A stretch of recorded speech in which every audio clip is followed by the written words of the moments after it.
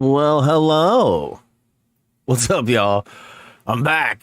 I'm alive. One might even say barely. Um, what's up? Good to see you guys. I know chat was sort of up and down. Lots of people right away, a little bit of a break, more people, a little bit of a break. Kirsten showed up, killed it dead. No, I'm just kidding. Totally not what happened, but sort of what happened. Yeah, so COVID. Obviously, it's been around for a long time. It hits people differently. I actually thought we did okay, but there was definitely some rough spots. I basically found out Friday afternoon during stream, wife had COVID, and I was already feeling bad. I was joking, making it seem like I was ill, and that's why I was playing so bad on Call of Duty. It was because I was COVID positive. It's not. That's probably not why. But as the day went on, I just knew I wasn't feeling any better. My wife and I share a bed. We had no idea. She had tested the day before and was negative, so we were pretty confident that she didn't have it. But then all of a sudden, she had it. And then Saturday I tested positive too. So that first night after testing positive, that was by far the worst. That was by far the worst. We went to bed. Actually, this is crazy. This is totally true, totally crazy. We went to bed. Both my wife and I. We felt crappy. She was a day or two ahead of me, so her symptoms were much worse. We had decided that since I already had it, there was no reason to separate each other. We would just be sick together. And we went to bed, and she started coughing. For some reason, when she lays down at night, when she's sick, she starts coughing pretty sporadically. And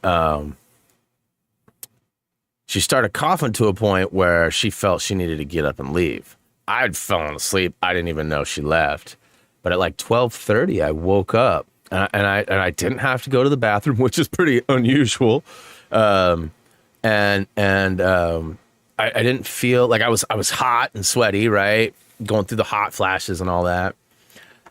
And I don't know why, but I got up and I went down and went to the bathroom, and I went into the bathroom and I was standing there, and my wife was on the other side of the house. And at this point, it was 12:30. Reese was still up playing video games on the other side of the house as well. And anyways, long story short on this, I started getting really sick, so I sat down on the toilet, and we have our toilet's like right next to a door that opens up that goes out onto our back porch. Well, I opened it up, and there was a deck with a light on up above that was looking right down on me. I didn't think anybody was there, but I for whatever reason, I got up off of the toilet and I sat on the floor. And I sat there and I sort of leaned up against the shower thing, and like the wall of the shower, and all of a sudden I got really hot, like really hot. And I'd already taken a temperature at like 101.8, 101.7, something like that. So I knew I was close to like 102 degrees or hotter at this point. And all of a sudden it like the heater got turned on and it didn't stop. And I got so hot, I was sweating, and I was just sitting there like hunched over, like, just like seriously, like I couldn't move. I couldn't reach up to the sink for water, nothing. I was in bad shape. Then all of a sudden I was laying down, but not really laying. I had like fallen into the door of the bathroom and hit my head. And I don't know how long I was passed out, but I was out. That was scary, you guys. Like when I came to with Reese knocking on the door. He apparently heard a thud and was kind of like walking around the house trying to figure out what had happened. Finally made it to the bathroom and was like, "Dad, are you in there?" Because our bedroom door was open. And so he figured one of us was in there. And I was like, yeah. And so he's like, "Do you need help?" And I was like, I don't know. I don't know. And he was like, you want me to get mom? And I was like, no, not right now, but maybe in a minute. And then like after that, like I cooled off. I ended up taking a shower. You know, he went to bed and I went to bed. But like I was scary. Like I straight passed out. Like that doesn't happen to Brian. I'm old. A lot of things have happened. I got my own issues. Passing out is not one of them. From there, it was just hot and colds, sweats. We have a Tempur-Pedic bed, and because it's a Tempur-Pedic mattress, we've always had a mattress cover on it, and it prevents spills or whatever. We eat a lot of food. The dog's always on it. Cat's up there too, and so it's got like this waterproof. So when you lay in a Tempur-Pedic, you create like this hole. And then all of the sweat just piled up at the bottom of that hole. Like you wake up, it's so gross, you guys. We had to wash our sheets like daily. You know, we're not the best about keeping those all the time, but like we wash them pretty frequently, but like daily was pretty excessive. It was gross, but survived. As the week went on, we both felt better each day, just a little bit better. Here we are, like what, a week and a half, 2 weeks later. I still am just completely stuffed up. I still have about, I would say 85% of my energy levels back. You know, I've washed a car. I put my license plates on. I've done some stuff, ran a few errands, but yeah, it's not fun. So glad to be back. I cut some audio for 2 different videos this morning. Oh my goodness. I hope they're not as bad as I feel they are. I feel like, what's up, guys? It's me. I mean, because especially in the morning when I wake up, I'm extra snotty, and that's the best time to cut audio because it gets too stupid hot up here. All right, well, we got lots of people here. Let me go back to the top here, say, hey, what's up to everybody, and then let's jump in and do some cleaning. I did post a picture, too. I finally got my customized in-a-dub plates. So they're on the car now. I know some of you probably laugh, think it's stupid. Some of you think it's cool. Some of you want to see what it looks like. It's on the Discord as of this morning, so check it out. Ben was number 1. Justin was number 2. And Wrestling Snowman was number 3. What's up, guys? Thanks for being that early notification squad. Good to see you. Raised was here early, too. What's up, Raised? Rob was also here, as was Annihilator. Good to see you guys. Wait a minute. No Matt? Oh, there he is. Okay. Matt's here as well. What's up? Chacho, what up? Let's see. Teflon's out there. What up? Kim, what's good? Let's see here. Ooh, I just remembered something else, too. Let's see here. Who else? If I somehow missed you or miss you, make sure you comment at the bottom again, and I'll catch you on the flippity flip. Gaming with Luigi, what is up? Welcome to the stream. Paige, what's up? Good to see you, Paige. I'm going pretty good now. What up? Kirsten's out there. What up, Double K? Bobby, what's up, Robert? Good to see you. NWO. You guys seeing that like PlayStations are showing up on like store shelves all over the place? Like, they're not impossible to get anymore. You know what's dumb is I have an extra one. I have no idea what the crap I'm going to do with it now. Rackers, what up, man? Good to see you. Josh, what's up? Welcome to the stream. Oliver, what up? Welcome back. Farmer, what's up? Yeah, it's good to be back, man. I need to touch base with you, do some catching up.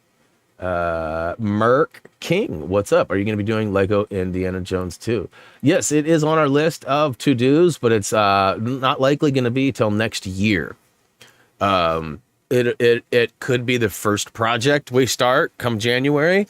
Theoretically, based on our release schedule, we will be done with the free roam of Lego Star Wars on Christmas Eve. It was supposed to be the week before that, but because I was sick, I missed a week. I'm behind. There's a possibility I may catch up because I've already got Saturday's video done, which I usually do on Tuesdays. So I might be able to get ahead. Tomorrow is Tuesday. I have a pretty big day tomorrow. I'll get to that in a minute too. But we do plan on doing Indiana Jones 2. It'll just likely be towards the beginning of the year.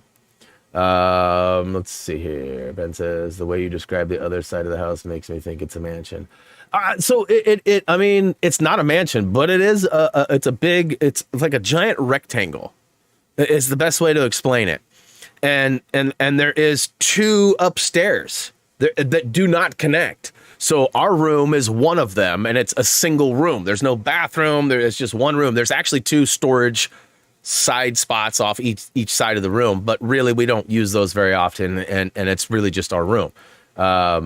Then it goes straight downstairs, and then there's like, you know, a bathroom and another room, and then the garage door, which that other room is Reese's room. But then you got to go through the kitchen and through the dining room, or one of the dining rooms. I said one, we have 2. And then you go into the family room. That family room has a sliding door. It has its own access to the outside. It has multiple windows. So Reese stayed in that side of the house for probably 90% of the time. He was only sleeping a few hours a night, playing video games and hanging out with his friends on Discord all night long, basically, to the point where we were getting a little frustrated. But yes, and then, you know, there's actually a front side too. So it goes on the other side, and there's 2 rooms, and then another staircase that goes up to 2 bedrooms, actually 3 bedrooms, and then 2 bathrooms as well, and a laundry room. So yeah, I mean, this house is not small. It's why we've been able to coexist here as long as we have, because, you know, it's my mother-in-law's house, and she lives here. She has the master bedroom and that other half of the house upstairs basically to herself. And then we share the kitchen and some of the, you know, other space. But yeah, she's hardly ever here. I mean, when COVID kicked in, she was been home the most. But I mean, she's been gone for, I don't know, a month and a half, 2 months, and I don't even think she has a ticket back yet. She's getting ready to go from California down to Arizona. She's been in Sacramento for, I don't know, a month at least, however long it's been. All right, back to the list. Christian, remember The Walking Dead Survival Instinct? Barely. Yes, I do remember. I actually created a really cool map for that, and I don't think it ever got enough recognition. Like, I don't know if anybody else ever had any kind of list like this. And between, I think it was Doug. I could be wrong. I apologize if it was Tyler or somebody else that helped me with that guy, but I'm pretty sure it was Doug and maybe a little bit of Jeremy even. That was a long time ago. But we created this roadmap. There was like different ways you could go. And I was like making saves and then choosing left or choosing right and then like reverting my save. And so I like made this path and like the pathway, like it was a really cool map. Now I want to see it. Now I want to look that up and see it. That was a long time ago. What up? Welcome to the stream though. Let's see here. Yep, that's a fever. Pretty much. Movie Club Films, what up? Good to see you. Pajamas, what up? Yeah, so Reese actually, people have asked, or maybe I did or didn't mention it. He stayed COVID negative the whole time. We tested him a couple times. His symptoms were good. He was our savior. He was literally like running to get food for us. He was running to go and get groceries for us. You know, and like we were testing him, and luckily we had a bunch of tests. But my wife being in the school district, and like last year at the end of the school year, and then this year at the beginning of school year, like the students get COVID tests given to them to take home. They get like 2 or 3, or I think they get 2 boxes of 2. So I think they get 4 tests.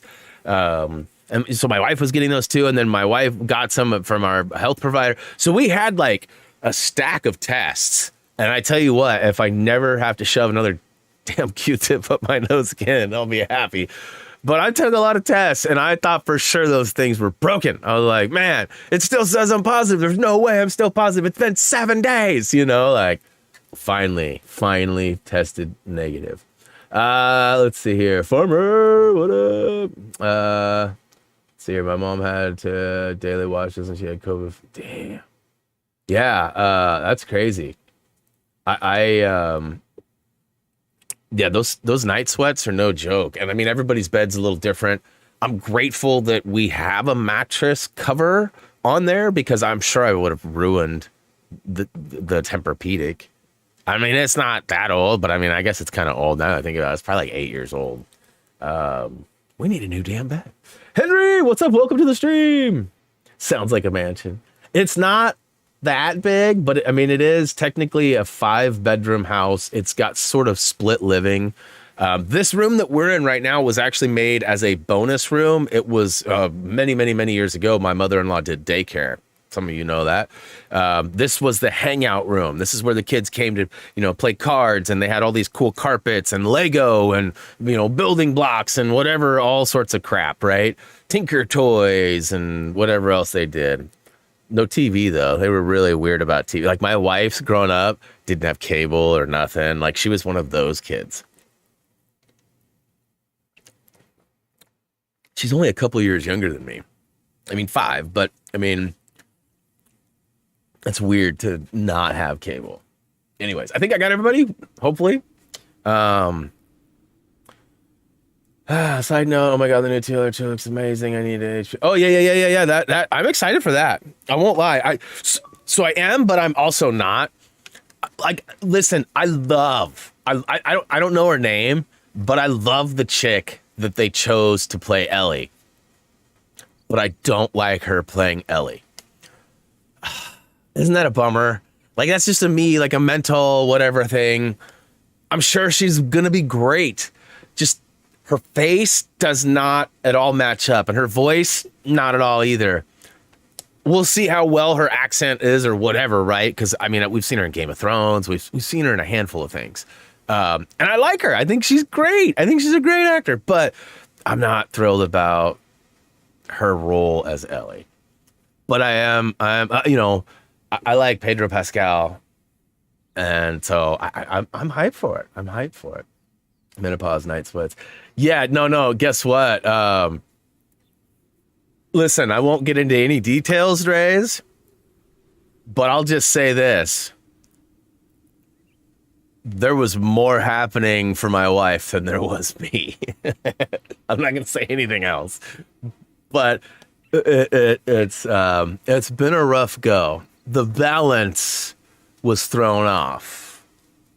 It's been a rough... I feel so bad because it was like double/triple whammy. Like, it really was. Again, I'm not going to go into any details, but yeah. All right. Let's get this thing clean. I left last week with just over 50%, as you guys can see there, 51. I'm going to get this good. So yeah, I'm hoping to get through this and at least the monster truck today. That's like my personal goal. I only know the monster truck is one of, if not the next option I will have because of the trophy or / achievement list. I know that it's like one of the worst, like most tedious, which really is saying something because I already felt like we saw that with the gnome on top of the house and not being able to knock that one off. That one was sketchy. I should have started at the top and worked my way down.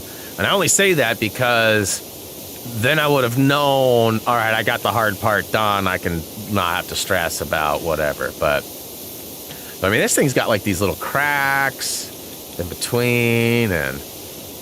but the monster truck requires me to get the tires first. Another one of those guys. And overall, I think it's pretty easy to clean. It'll probably take a long time. But essentially, the tires, they have those big rivets or ribs in them. And so, not like McRibs, but yeah. So, couple things of news, couple updates for you. One is our Volkswagen ID4 has completed production and has been put on a ship. And I wanted to ask, I need to talk to Gray. I haven't talked to Gray and it's been at least before COVID, so it's been at least 8-9 days. I want to see what port he works at. Because it says, the email we got says your ID4 has been loaded onto a cargo ship and will be leaving our port in Germany. And then it told me what it was. I just can't remember. It said it's going to and if Kim's still out there, maybe Kim will know. Twitter! It's the third largest port in Europe. That's what it said. It's like, I think it starts with an E. It was like Eravana or I don't know. But so it's got to go from Germany to there, which I don't know how long that'll take. It said a week or two, I think, which is a long time. But I think a week or two maybe from there to U.S., right? Like it may take a couple. So we got to start talking to the dealer here in the next week or so about how this is all going to go down. Now, we ordered it a long time ago. We've been waiting a long time. Problem is the rules changed from the time we ordered to now. And when the rules changed, it actually took $7,000 away from us. So that was one of our big incentives was, well, shoot, we can get, all this money off because of these rebates, because we're getting electric cars and the U.S. has these, these rebates, but they changed them like 2 months ago. And basically the one that we ordered doesn't qualify for that, which sucks. Cause I mean, $7,500 is a lot of money, And so we signed a binding agreement and all this stuff, which it's kind of weird how it all works out. But essentially, there's still a possibility we might qualify for that. And if we do, then we're for sure buying it and we'll have it within the next month or two. The other way we might go about it is we might start the process all over again. We might reserve a 2023. And if we did that, it would likely put us receiving one probably, I mean, if I'm being honest, probably about this time next year. So I don't know, we want to get an EV sooner than later. My wife works a far enough distance away that an EV would be amazing for us. Now, if it works out that we're paying basically the same amount of money with payment, insurance, and charging fees, right? Because it does change our electricity bill a little bit. And if we end up having to charge in the wild, there are ways that we can charge for free for a few years. But ultimately, there's likely going to be some times where we'll have to pay like 10 or 20, 30 bucks, on a trip or whatever. It's about 10 bucks to charge it fully, which is crazy, right? And you get 240, 230 miles, whatever, right? For 10 bucks, that's a pretty sweet deal, when you're using other people's power and charging. But there's also Electrify America, which comes 3 years free, and that is likely where we'll do most of our charging. But it also sort of does not have the infrastructure that's needed to really be awesome. So there's like tons of places to charge, and now Tesla's opening up their charge stations to all EVs. So if we could use a Tesla station, which opens up 100,000, not that many, but a lot more options to charge along our traveling. But it would be a pay situation. We wouldn't be free like Electrify America would be, but not all Electrify America's work. So, but they're getting gooder and they're getting more of them. I know there's some states like Ohio, like Todd and I were talking about it not long ago, and he's like, dude, the EV's not even close to being in the cards. And I'm like trying to sell them on it because I'm like, look, dude, look at all these rebates, look at all this stuff. Like, it's actually way more affordable than most people think, especially right now with these credits. And he's like, bro, there's not even any chargers. And I had a talk with my other friend Levi in Montana, and he was telling me the same thing. I'm like, bro, all these credits. And he's like, dude, there is one charging station, one Electrify America within, I think it's 80 miles of his house. 80 miles, one within 80 miles. That's not very ideal. Now, are you going to need a charger outside of your house within 80 miles very often? Probably not. But I mean, it's hard to think that way when you're so used to seeing a gas station every, 5 seconds, right? So it's an adjustment for sure. And we'll see what happens. So we were supposed to order a 2023 last night. And it's totally refundable. So if we don't want it, we don't have to get it. Same with our 2022. If it shows up, we can literally have it show up at the dealer and be like, ready to sign papers with our trade-in and all our money and everything, and be like, nah, we don't want it. We don't want it. And we get our money back. That's what's crazy about it. They'll sell it. No big deal, right? Like, and if we order the 2023 sooner than later, then we'll be prioritized. They're making them out of Chattanooga. There's a new Volkswagen plant, and those ones actually qualify for the state and the federal. So that ends up being $15,000. Yeah, look into your state's rebates. See if you guys have anything. If you're looking into getting an EV, it's not for everybody. I get it. But I mean, like, we're looking at a $50,000 EV that's immediately going to have $15,000 taken off if everything goes our way. Regardless if it's this one with the tax credit this year and our signed agreement, maybe that works. Maybe it doesn't. No matter what, the Oregon one still applies, so we can still get $7,500 from Oregon, which is a nice chunk of change. But, you know, 50 grand is a lot of money for a car, too.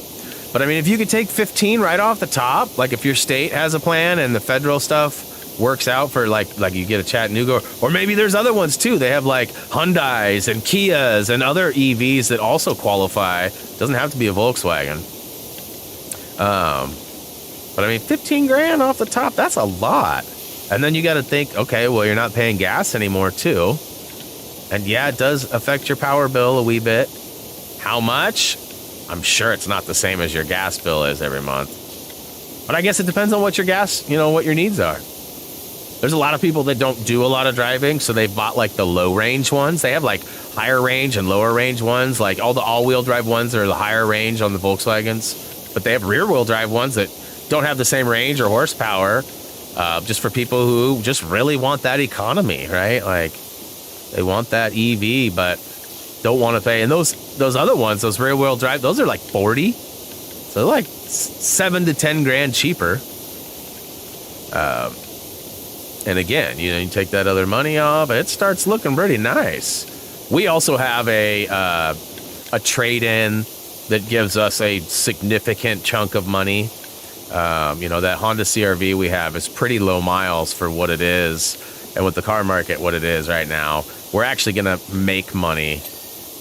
We bought it for, I think, 22, and I think right now we can get like 24 for it. 23, 24. And we put miles on it. When we got it, I think it had 19, and now it's got like 42 or something, 30, 38. But, so I mean, you start adding up that, right? Like you go, okay, so you got, we'll just say 22, and then you got another 7,500. So that's, we'll just say 2,250, and so that's 10 grand, right? Sorry, 30 grand right there. That's not bad. 30 grand. But we'll see how these rebates work out. But definitely worth looking into if you know, you're at all considering that. Little Googleage. Find some answers.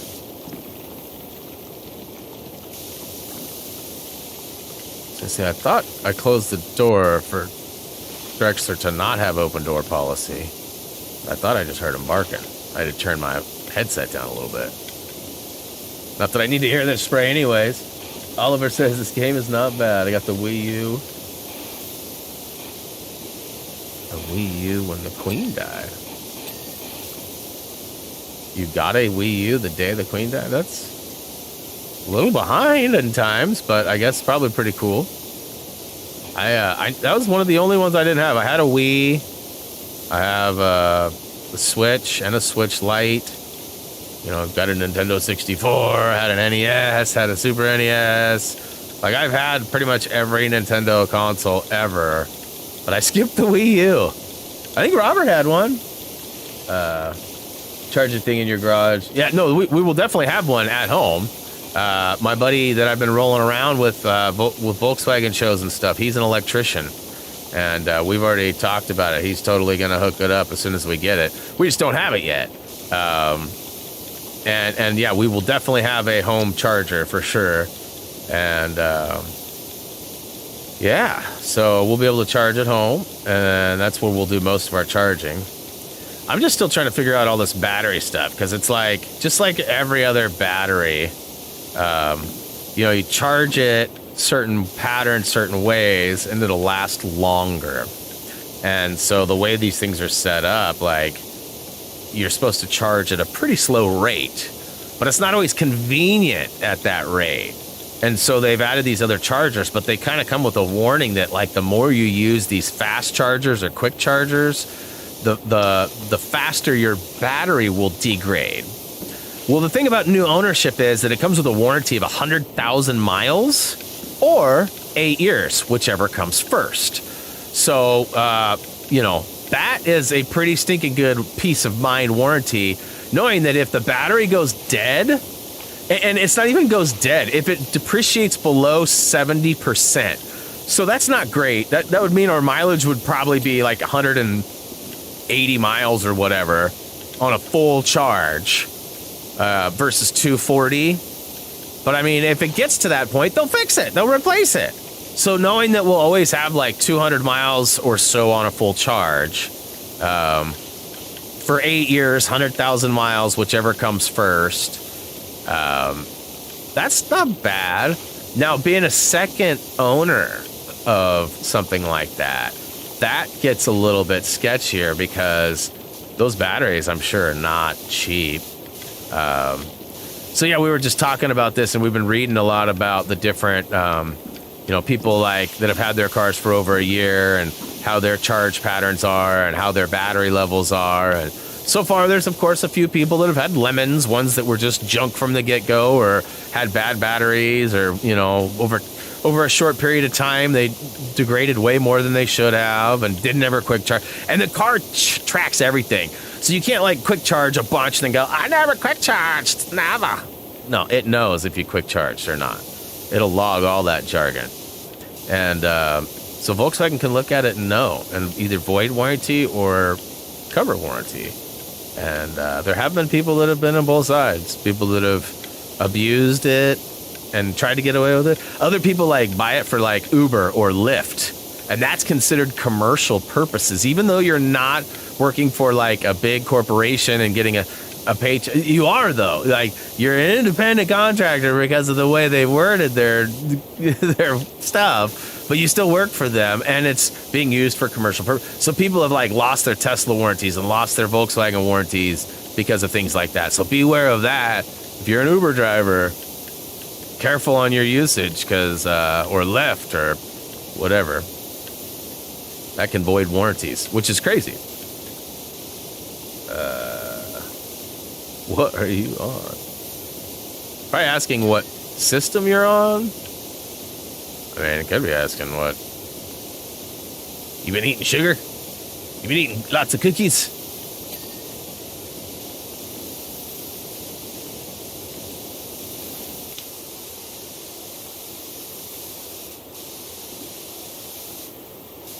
Yeah, but see, the thing that Uber drivers that are using full plugins like that, I mean, that's not supposed, like, there's, when you buy the car, there's some sort of like verbiage in their warranty that says cannot be used for Uber. So yeah, people who buy a Tesla to Uber around, that's hey, I'm not calling the Tesla police on anybody or anything, but I mean, that's definitely something that people need to be aware of.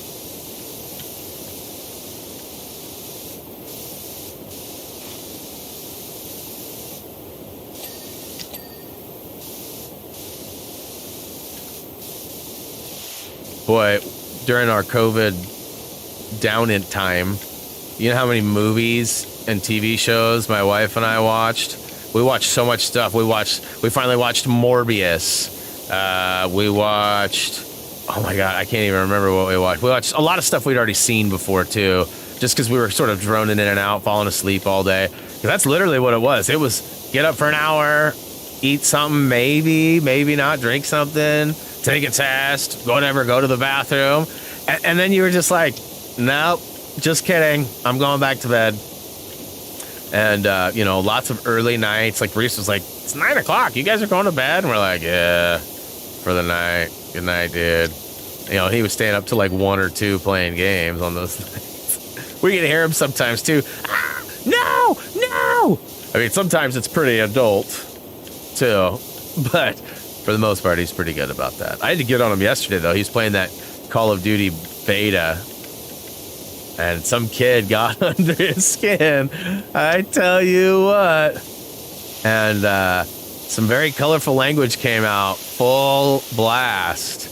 And he, like the guy, like whatever the kid said, got Reese good. Because he was rack-a-frackin', blah, blah, blah, blah. And I was like, dude, like the back door was open and the neighbors were out in their yard working. And I was like, bro, like yelling at him, like, hey, dude, you need to chill out, bro. Like, that was just yesterday, though.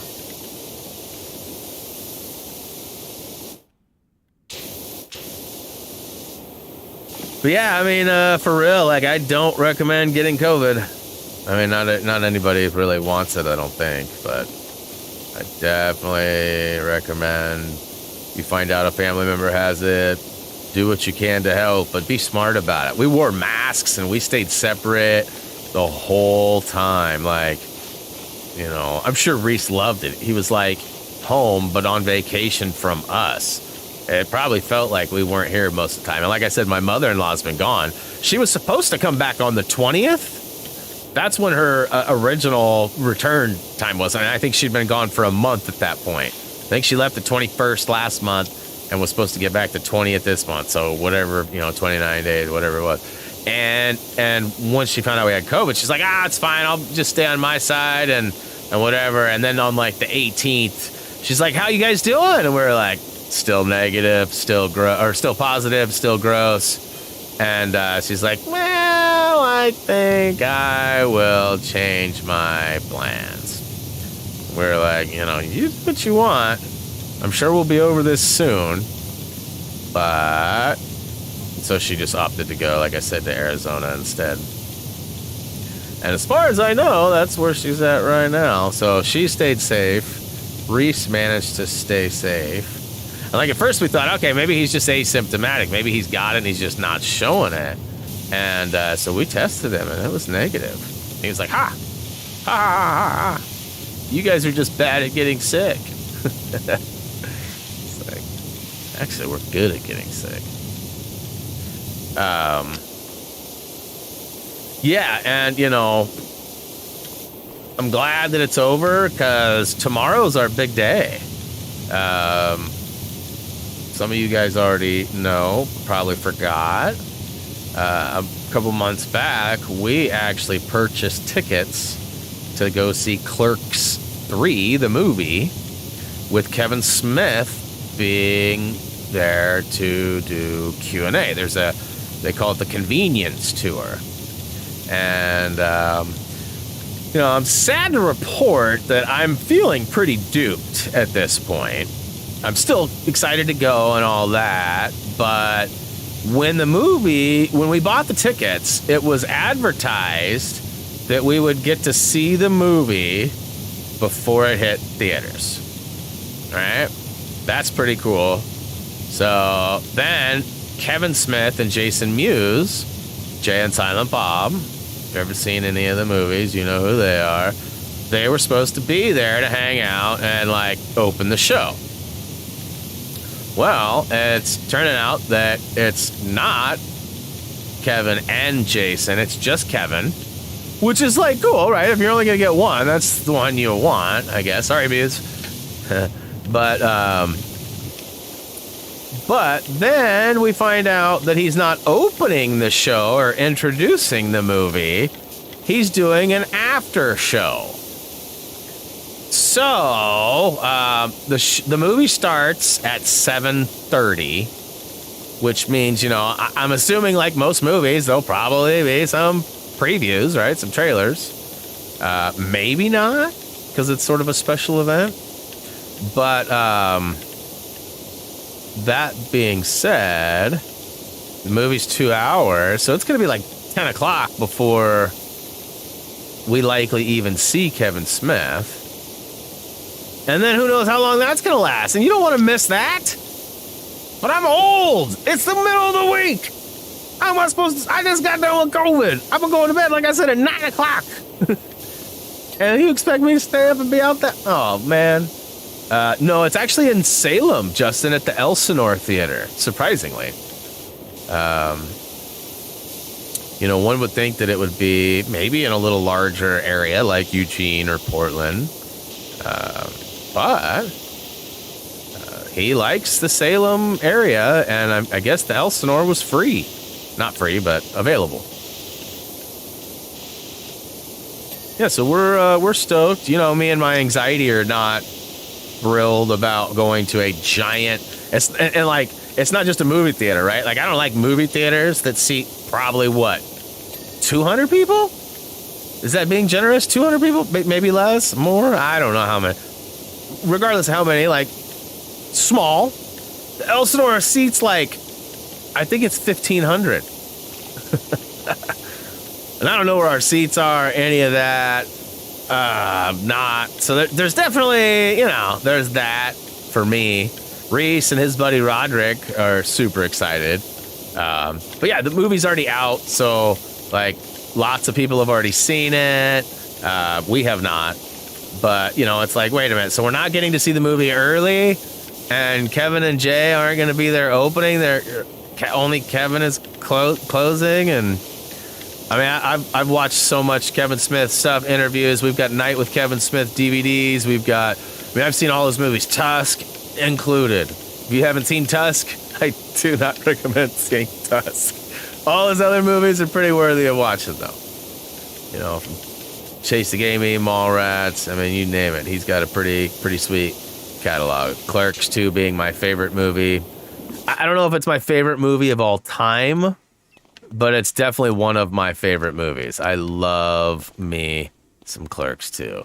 It's a terrible movie in a lot of ways, but it's also like epic in many ways, groundbreaking. The commentary and the witty banter between some of the characters is amazing, and I cannot wait to see these guys talking trash again. Like, even Reese this morning walked out of the house doing the Randall walk. You know, like, I mean, we are big time fans of Kevin Smith. So, like, getting to see him in person is going to be pretty cool. But like I said, also sort of like a nightmare for my anxiety and that stuff. Yeah, we paid a pretty penny for all these tickets too. I think it was after fees and all the blah blah blahs. I think it was like $200. I think it was like $50 a head to see a $12 movie. You know me too. I'm usually the guy who buys the Blu-ray for $20 so we can all watch it for $20 instead of having to pay, like, what is it, $13 or $14 a seat? Now to go see a movie? Oh my gosh. Some places it's even more. I'm sure, like, Kirsten's probably like, that's cheap. In LA, it's $1,000 a seat. I mean, LA is pretty expensive, I'm sure. Probably not $1,000, but definitely not cheap to go see a movie. But I mean, all these movies have like so high budgets, right? Like, it's not as much volume going to see them anymore. There's a lot less people. So they need to jack up the price tag a little bit.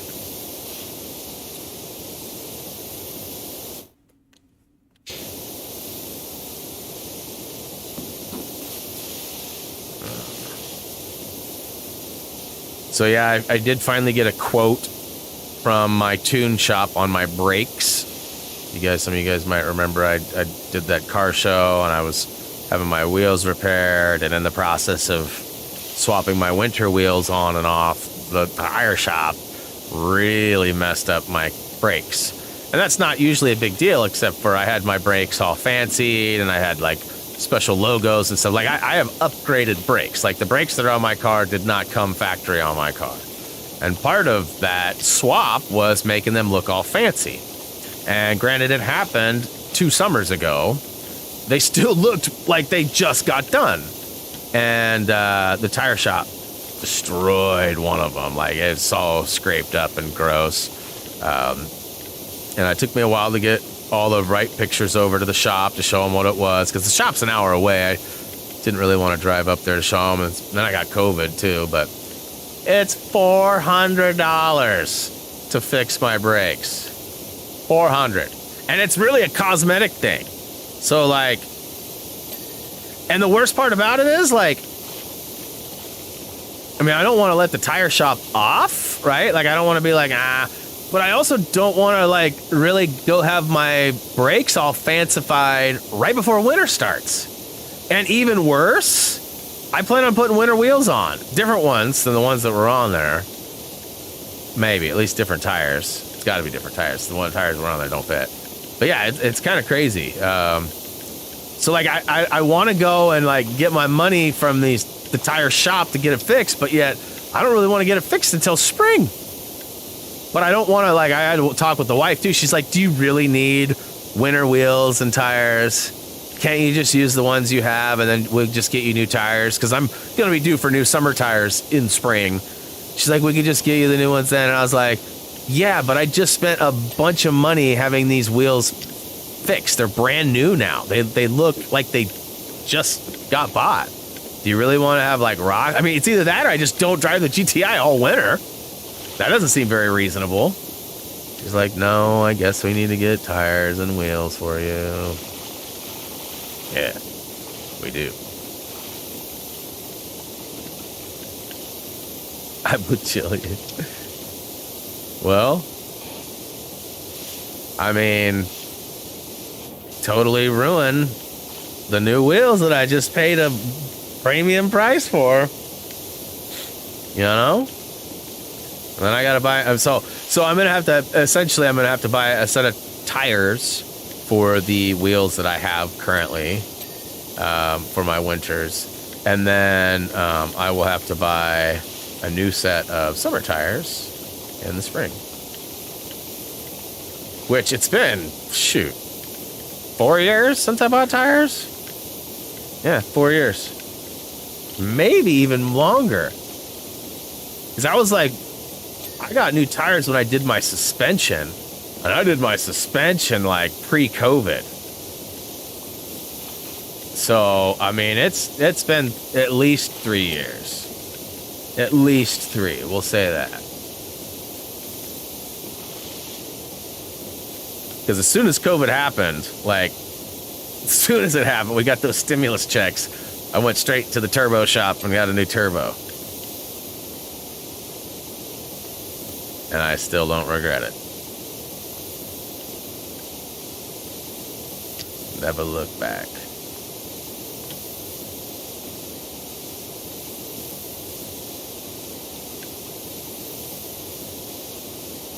I think you can say you don't know. Winter wheels, summer wheels, what is this mean? Yeah, you know, with us living near the mountains and, like, going over the pass and stuff too, you know, enough that, I mean, a lot of cars need studs in their tires. And so a lot of people have winter and summer sets. I've never had that before. I mean, I've had the winter wheels that I've had now since we acquired the Audi. But I mean, shoot, that was a couple years ago. And the first time I used them was a couple weeks ago. Because we didn't really drive the Audi, especially during the winter with the top being bad. It just sat under the car cover. But that's somebody else's car now, so I guess you could say it's somebody else's problem now. I mean, who knows? Maybe they fixed the top.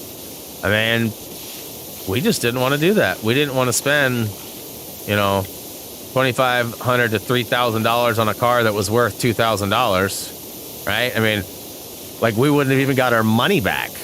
Like, when we were talking to CarMax and these other places that we're going to potentially buy the car to, we were like, all right, this thing's got a bad top.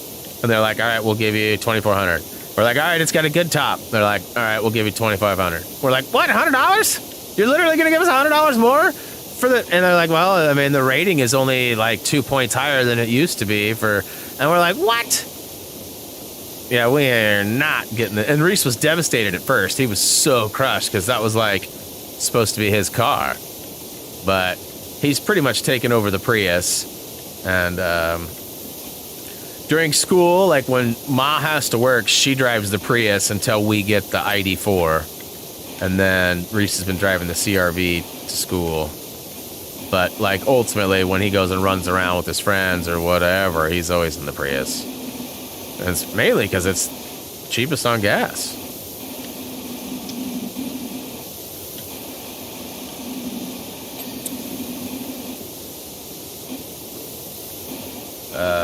I live in a flat. Yeah, no, I don't blame you. I wouldn't spend money if I didn't really have to.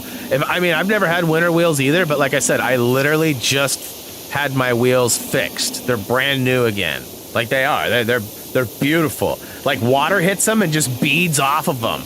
Like it's amazing. Like but I don't want to drive them in the winter and get them chipped up, and you know what I mean? So, I mean, the reality of it is it costs about the same for tires as it would for me to refurbish my wheels again at like next year or whatever. But, you know, I think it makes more sense to have the two different ones, because then, you know, plus my car handles so differently in the winter time. And if I have summer tires on in the winter, like I already struggle with traction because of my torque and power, but you know, you give me a bald tire or a summer tire in the winter, in winter conditions, and it's not very fun. I've always done okay in Oregon. We don't have that extreme of weather, but you know, because I got a show car now, figure I better. Oh boy, could you imagine if that was how I acted? I am trying to protect the money I've spent and keep it nice and good, but I'm not snobbing it up. Reese still can't drive it, though. It's like, can I drive it? Hey, what up, that one dude? Welcome back.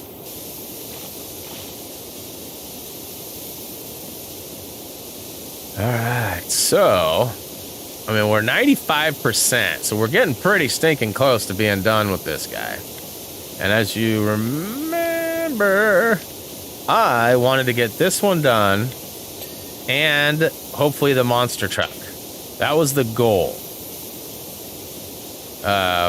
With it all, actually, I mean, I don't know if the monster truck's going to take longer than 3 hours or... Come on. That's weird. It's because I got the stupid nozzle on. Crouched.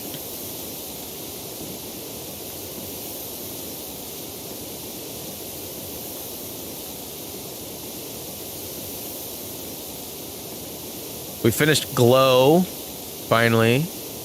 A little behind on that, but really good show. And man, the show was like literally becoming... I mean, the show was always like the actual show itself was entertaining, but the product they put on in the show was kind of rough at first, right? They all started off really bad, and it got really good.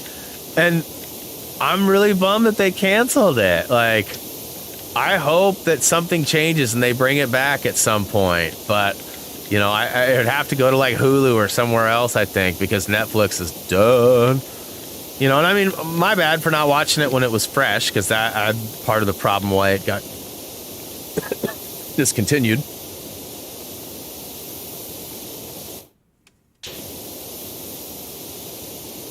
Woo! Hit a dry spot. Literally stopped me dead in my tracks. Yeah, if you haven't watched Glow, this glorious, glamorous ladies of wrestling. Sorry, I said that wrong. It's good. It's lady wrestling. There's some good people in it. Neighbor dogs are out trying to get Drex's attention, but he is locked up. Although, if he hears them, he will probably come up here and start barking out the window here. Be like, I'm here! I'm here! Chacho, I think you'd like it, man.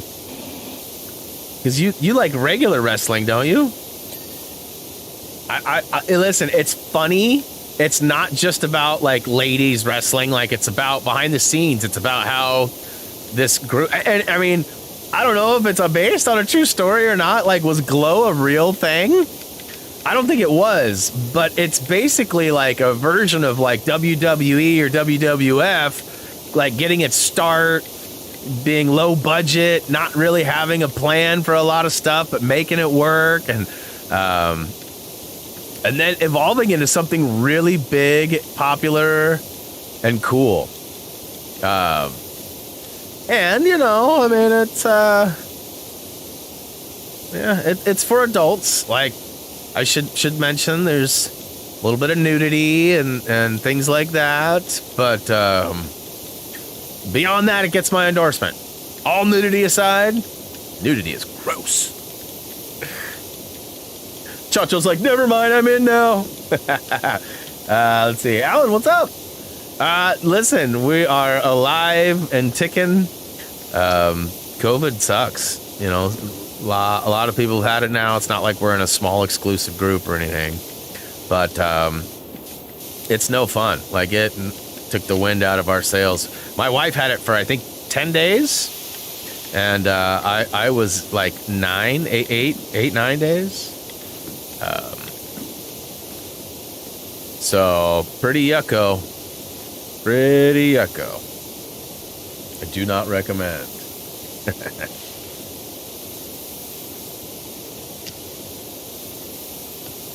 Yeah, you know, and a lot of people have asked too, you know, like, well, hey, did you have your booster? Did you have your vaccination? First of all, none of your business. No, I'm just kidding. We are, you know, in belief that the vaccinations definitely were worth getting, especially us, being around my grandmother who's 95 now, and my wife being a teacher at a school. And not only that, like, her specific job is, you know, special needs. So a lot of students are immune compromised and stuff. And so, you know, and Reese obviously goes to high school too. And so, you know, with all that being said, we also live in a house with a, you know, my mother-in-law. I won't go into age there because that'd be disrespectful. But, you know, she's definitely beyond her 60s. And so, you know, sort of in that, like, vulnerable. Now, fast forward to, you know, boosters and where the world was at that time. I opted to not get mine. Reese did get his booster, and so did Jillian. And basically, we were probably outside of the coverage area for all of us.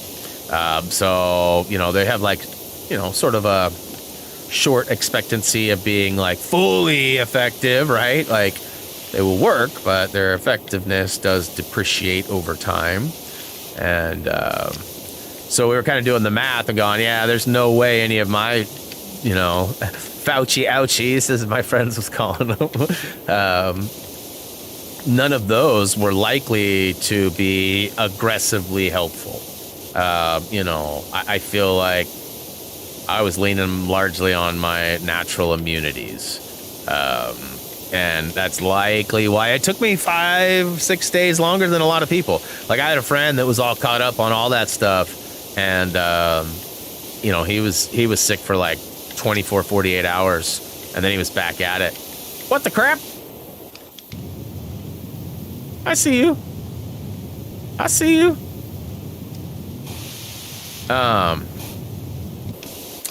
And so, you know, we were kind of talking about all that stuff. So, you know, I don't plan on getting any more of that stuff anytime soon. But, you know, depending on your situation and your surroundings, it might be worth it. Yeah, like, my wife's totally planning on getting her the new one whenever it's approved or whatever. You know, she's in the school district, like I said. She's around a lot of people. And I'm not against it. Like, I don't think that I am necessarily in need, but I probably should get it. Okay. Okay.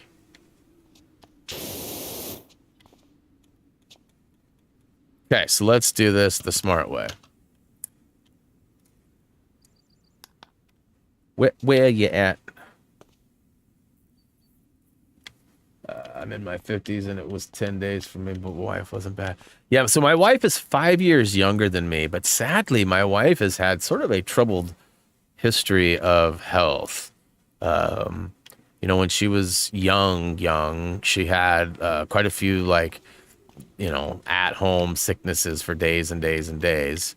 And in her high school years, she actually ended up with mono and spent her whole senior year at home with mono.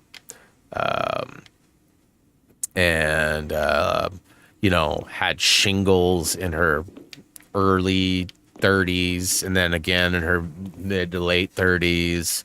Has had lots of things that probably shouldn't happen to a person as young as her, but you know, everybody's different, right? So Eileen, what's up? Welcome to the stream. All right, so I've got it marked fuselage sensor. So it's got to be up top, right? Gotta get on this. Oop.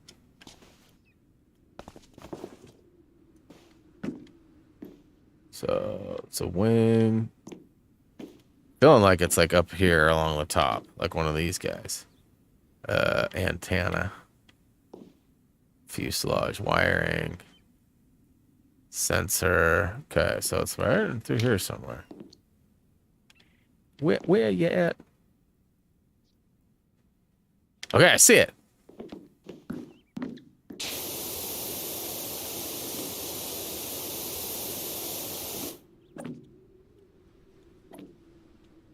Okay.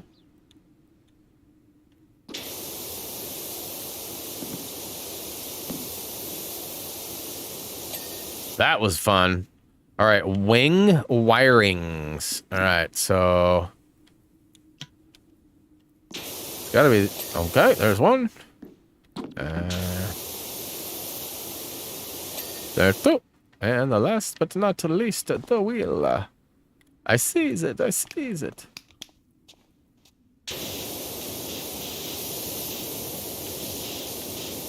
And just in case you missed last week, let's go ahead and take a replay.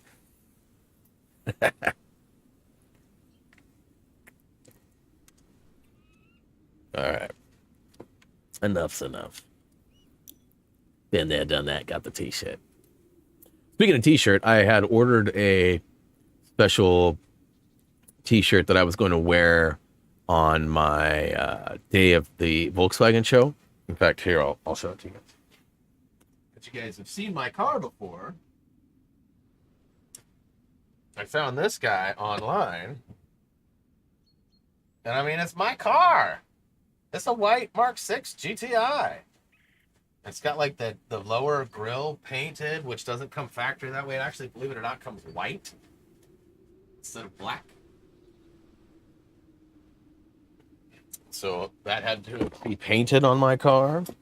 And so anyways, pretty stoked. Ah, look at this. It's the Frolic boat. It's not at all what I was thinking it was going to be. All right, so let's see. Does the Frolic boat have a achievement? Penny Farthing. Fishing boat? Would this be considered the fishing boat?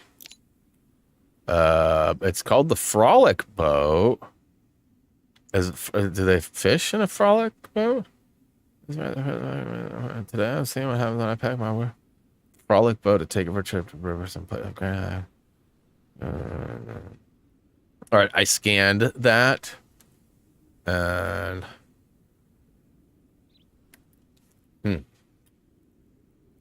let's see here. All hands on deck is what it says. It says complete the fishing boat decks in the first steps. Right. This is actually really bloody confusing because if you take what the fishing boat's detail page says, it says there's 3 decks on the boat: the main deck, the bridge deck, and the roof deck.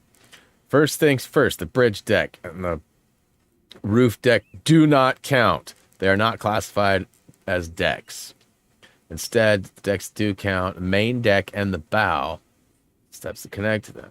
See, there's no... So this can't be the fishing boat, right?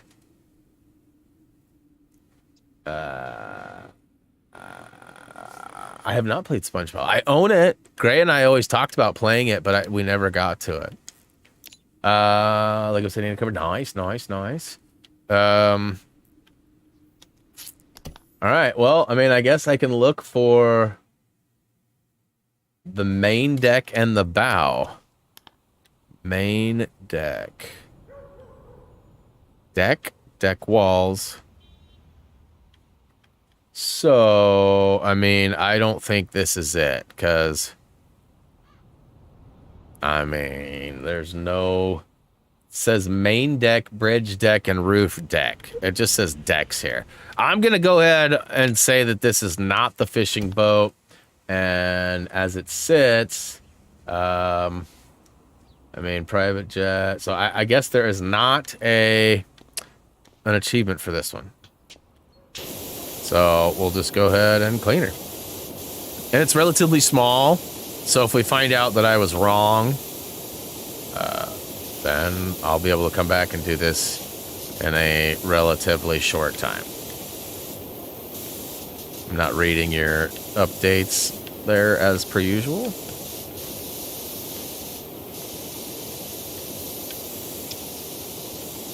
I guess I should move it back over here. Hey. Oh, here we go again. Let's not go on this have I ever played rabbit hole. No, I'll answer that one. No, I have not played Dragon Ball, or any of the Dragon Ball stuff. No Jump Force, none of that. You know, if you're looking for specific games that I've played, I recommend you searching them in the playlists on our channel. And not all games have playlists. I was thinking about that today. Like, even this one doesn't have a playlist. I need to get that going. I'm also going to look into shorts. You guys might start seeing shorts pop up. I doubt it, but it is possible because they are now monetizing shorts. That was one of the recent updates that they just announced. And Mega Bear went crazy and was like messaging me, and he's got me teamed up with his other buddy, Evan. And so we're in like this chat, and Evan's pretty smart. He's the guy that was going to do the podcast and have me on it. And still will. It's just, he actually got strep throat and some other stuff going on. So not the vid, but stuff as gross and, you know, downing as that. Because, I mean, strep throat's pretty gross. The fishing boat looks like a fishing boat. Nope, I agree. And that's called the frolicking boat or something. Frolicking boat.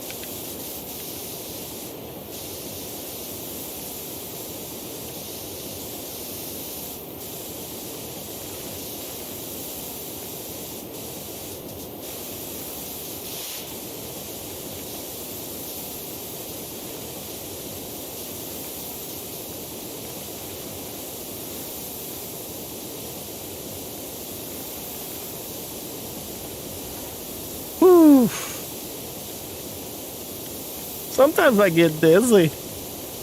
No, I don't really.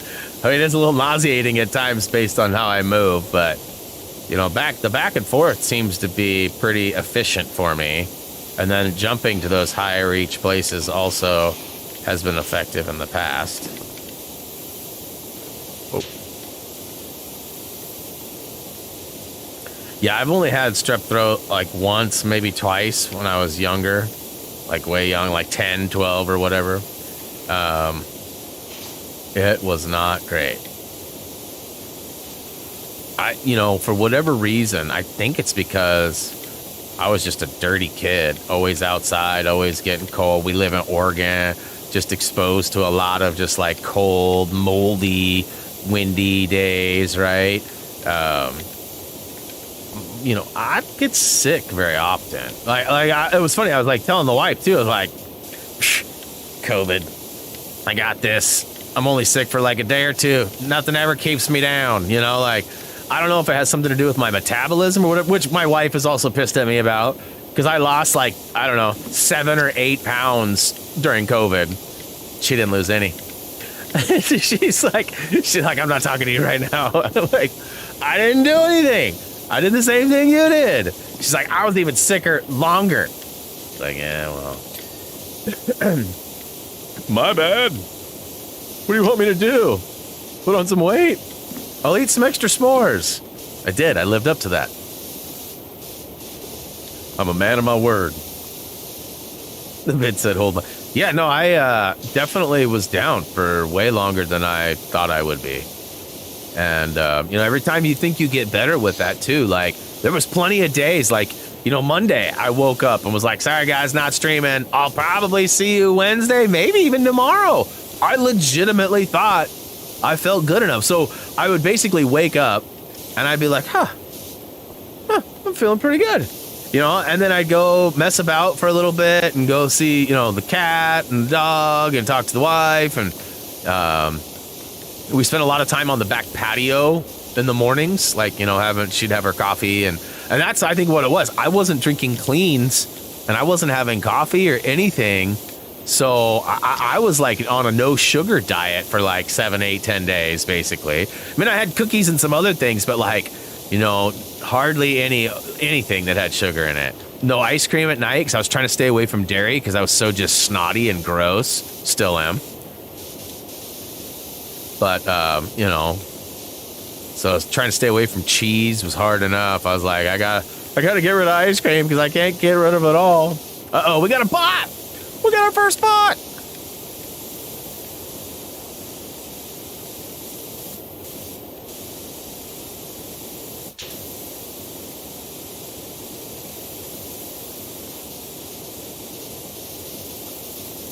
I am curious to see how tomorrow night goes with the Kevin Smith thing. Like, will I get to take a picture with him, or is that VIP only? And, you know, like, because there was VIP, and I'm glad at this point that we didn't get VIP because it was like an extra $20 or $25 a ticket, and that would have just meant I would have had to stay there for sure longer.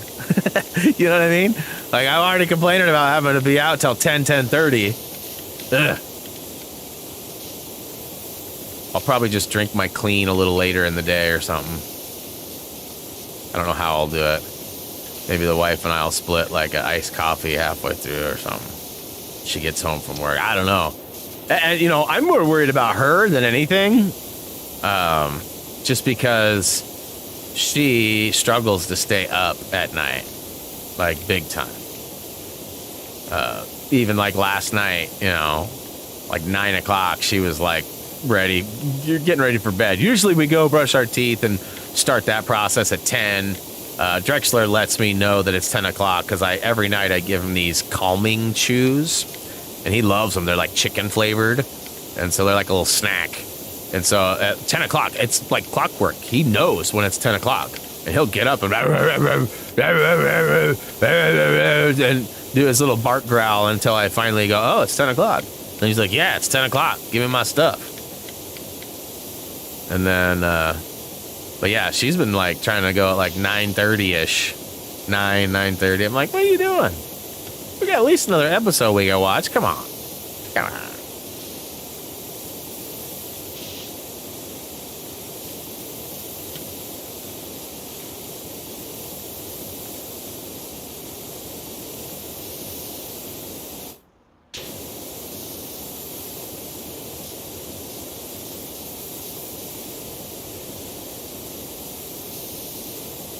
Quick reminder, we've got Game Break on Friday. It's not a ton of stuff planned for it, mainly because it sort of snuck up on me with COVID, right? Like, I usually wait till like the last week-ish, last 2 weeks to start building assets and stuff. And it's mainly because that's usually where I get my content from, whether it's video related or event related or, you know, game release related, or there's usually, it's what it's about, right? So I realized the other night, I was like, oh crap, it's almost here. She's like, wife's all, you got till Friday. I'm like, Friday to what? To get it ready? And I was like, really? Friday's the last day of the month? And look, and it is. It's Friday. So, not looking forward to that. No, I'm just kidding. I already got my Pacific Waterlands video all good to go with some car show footage and some races and some burnouts, and I got some other stuff too, a couple quick thingy things. It'll likely be fairly short. It is a Friday night, and if I'm being totally honest, I can't be too long because the NBA is back. The first games start on Friday. One of them's at like super early in the morning because they're playing it in Tokyo. That's kind of cool, but also like, what? It's a preseason game. And there's a couple of games that'll be played internationally. I think there's 1 or 2 being played in France. And then there's one in Tokyo. And there's a couple other, one in like, I want to say Barcelona or something too. Like they've definitely got some global games. And a lot of it's because there's players that come from those regions, or, you know, they're trying to boost the markets in those, or whatever, I guess. But yeah, Friday night is the first game that I'd be able to watch that's not in like the middle of the night. The other one's at like 3 in the morning or something, I think. I'm not going to be watching that. It was the Blazers probably, but it's not the Blazers. Blazers' first game is not until Wednesday? It's the 3rd. Whatever day that is. So I think it's Wednesday. Pretty hyped though. It's my favorite time of the year. Basketball starts. Fall kicks in. You know, we start to do less stuff, which, you know, this summer I was actually pretty outgoing, going a lot of places. And as the summer came to a close, we sort of got more active. And, you know, with our kayaking and our adventures, we went on Eagle Crest and, yeah. We still want to go to a couple places. There's like the Vortex place that I want to go to. Now, I'm really confused, too, because, like, you're not supposed to be able to use cameras there. And I don't know why. It says something to do with, like, copyright. But, like, somebody owns the... So what makes me feel like there's some shenanigans going on there that maybe it's not as vexing as you might think. Okay, so...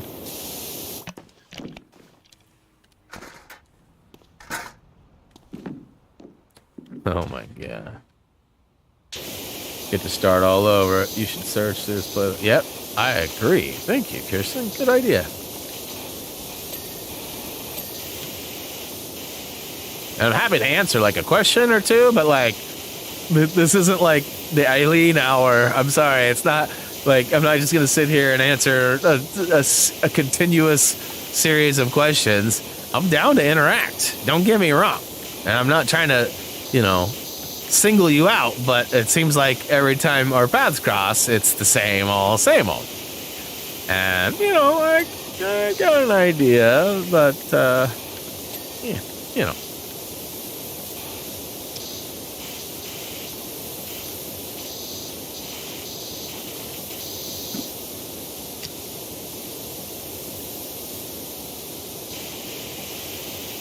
That was weird. I was pretty sure I heard Drexler up here.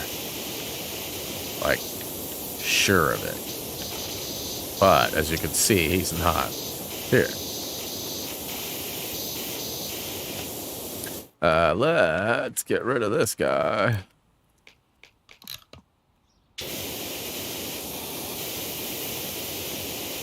Hey, is it Scene? I'm probably saying your name wrong. I apologize. Welcome to the stream. Glad we could help out. Thanks for stopping by and saying some nice things. And also allowing me to slaughter your name. Sean, that's what I thought. That's what I thought. Very creative spelling. But then I went with the hyphenetical. Because you just, you know, I seem to get lucky more often than not. I've had some doozies, though. Some creative spellings that I've absolutely destroyed. Like Connie comes to mind. We had a Connie. She spelled it Konnee. Very awesome. Love it. I was calling her Coney for like weeks. And then somebody came in and said, "Hey, Connie, I have a Connie at my work, but she spells it with a C." And I was live when I read it, and I'm sure like that would probably be an amazing short. Watching my like. Was it you, Kirsten? Yeah, details. But yeah, I remember that moment and just being like, oh my, and then being like so apologetic, like, I am so sorry. I've been calling you Coney for like 3 weeks. She's like, oh no, it's cool. You know, like she didn't care, but like I felt like a complete moron.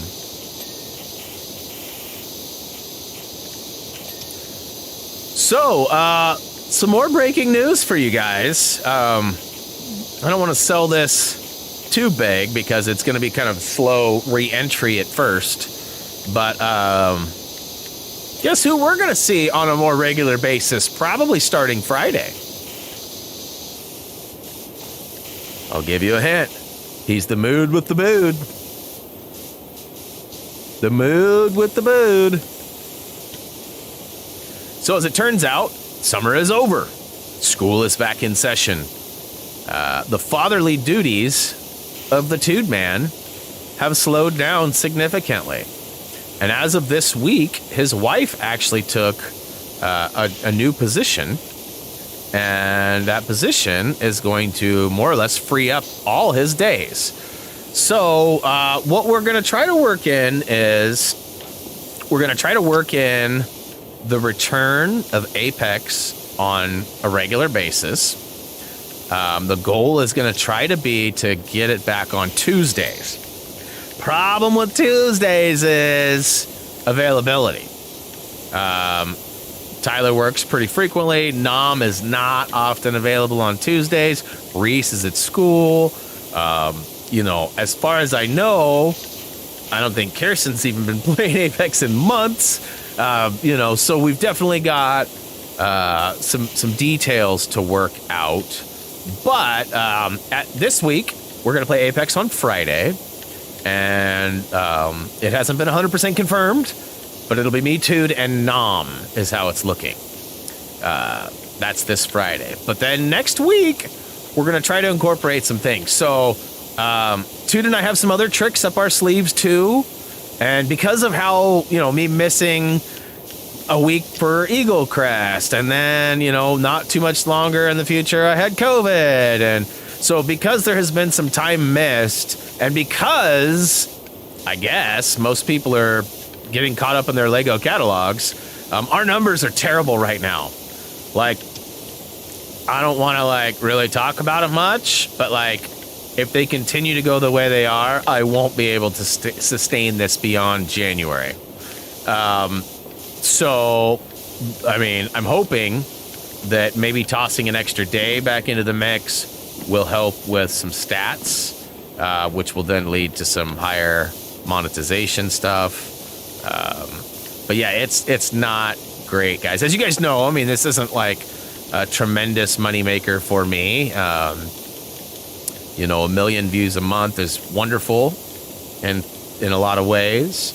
But, you know, when a lot of those views aren't monetizable due to areas they're played in, devices they're played on, how long they're played, various factors, right? Some of our videos aren't long enough to qualify for the full ad. Some of them just get one. Like, there's all sorts of factors. But ultimately, you know, we need to be in 1 million plus with 60,000 watch time hours or so, and we're at like 700,000 with like 35,000. So we're like half. Like we're struggling right now, and this is supposed to be the good time of the year. Like I always talk about, like October, November, December are usually the best. It's really November, December, January if you really get technical, and we're still not in that realm yet.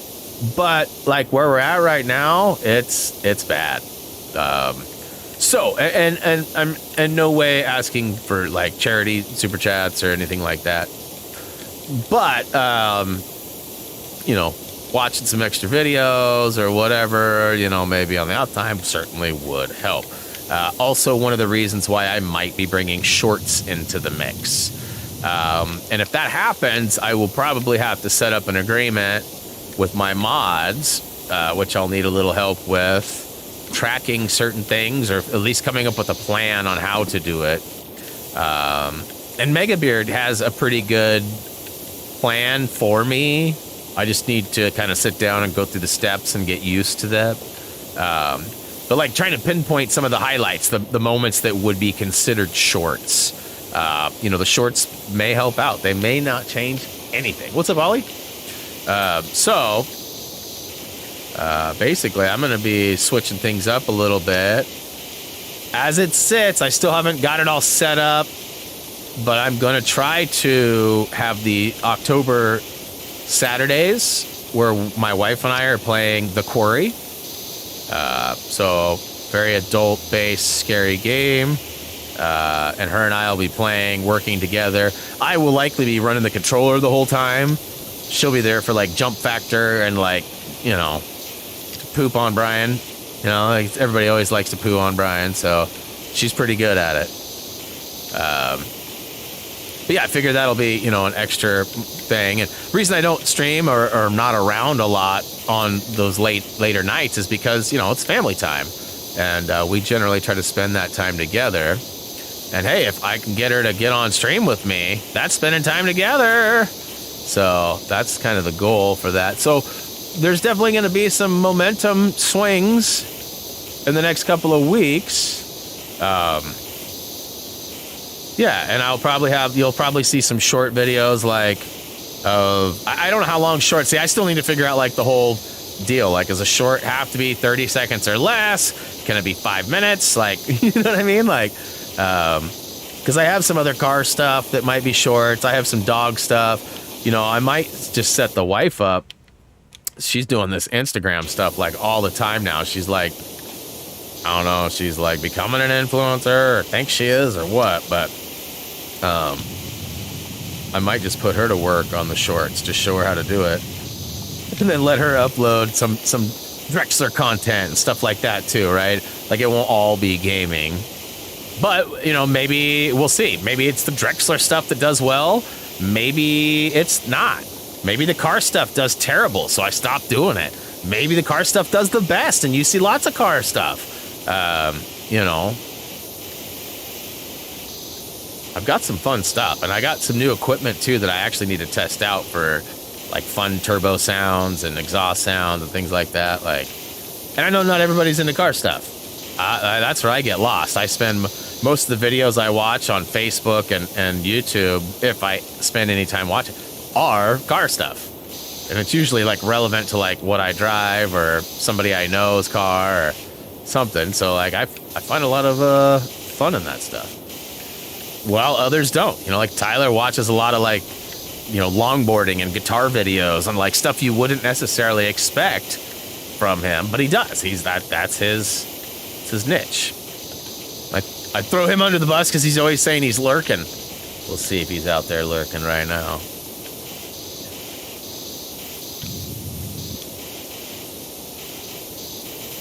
If he is, I challenge him to Ultimate Chicken Horse this Tuesday. No, I'm just kidding.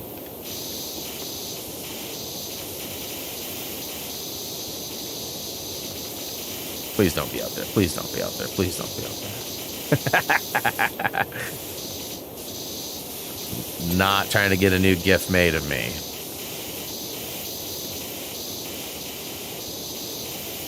Nor do I want to see that one again.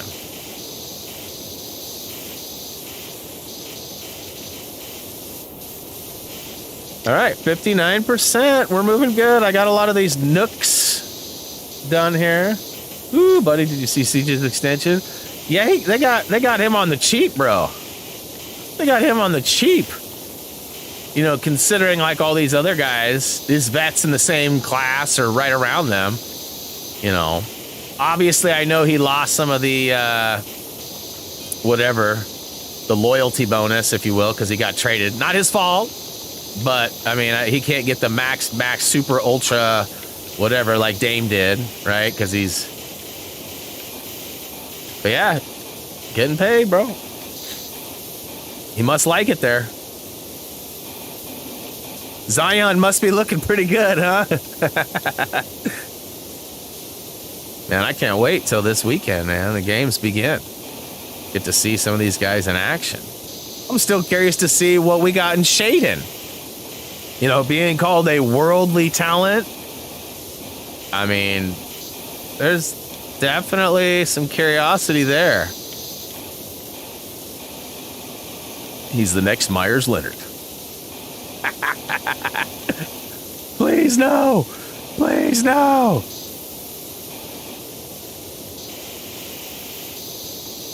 We have not had many worldly talents. Maybe Jake Lehman. I'm just kidding. I hope he's not the next Jake Lehman. Although, you know, Jake's made a pretty good career hiding under the radar on the bench. Making, you know, millions of dollars, bro. Knock him all you want. He's getting paid. I think I read that he signed overseas this time. Like, I think Minnesota let him go. I don't think he's there anymore. What's up, Blue Red? I'm doing all right. Doing better now that I'm not testing positive for COVID. I still have some of the lingering stuff. Low energy, extra sinusy, you know. Not very funny. Oh, we got bot number 2. Let's go!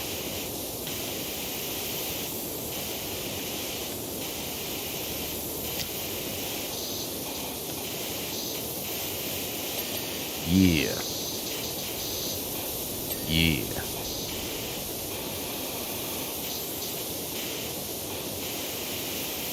Oh, come on.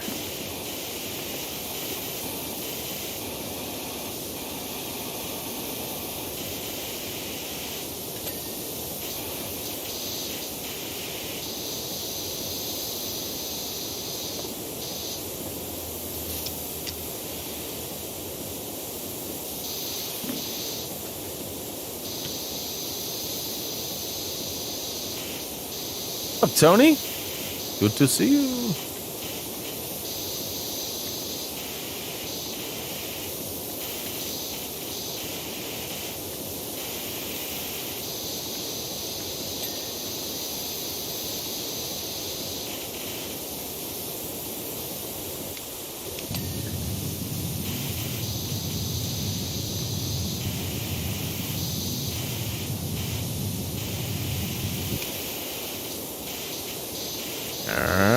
Almost got this cabin area did. So at this point, I wonder what my next job is going to be. Wonder if it'll be the monster truck. And if so, will I be able to complete the achievement for it today or not?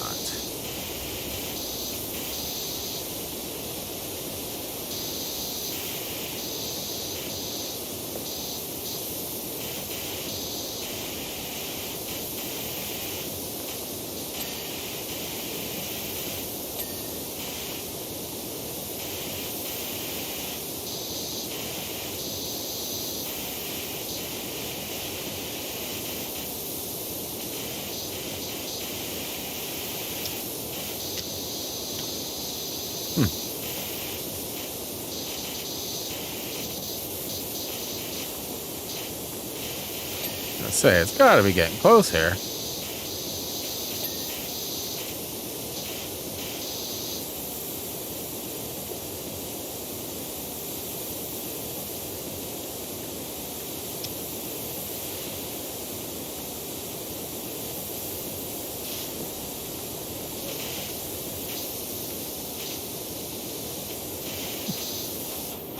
Up close and personal.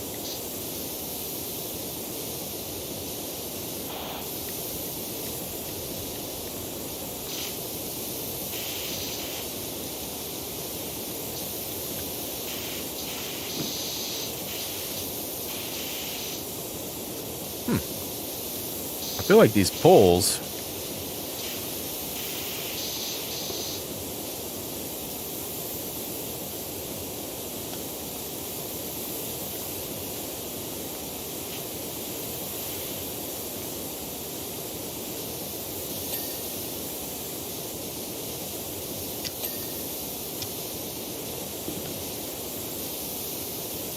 figurehead still is needing some, huh?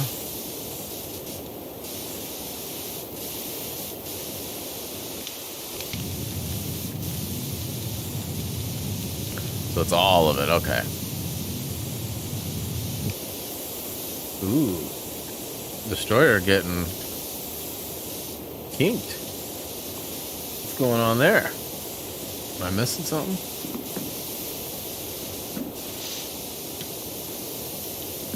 Oh, tricky.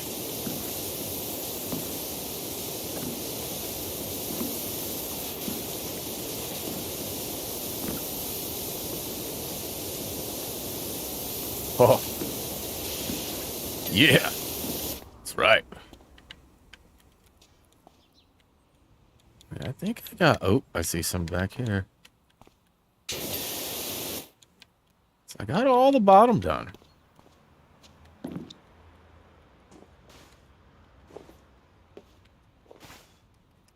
Come on.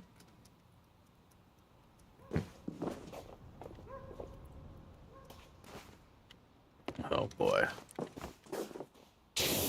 That's gross. Gross. Gross, bro, gross.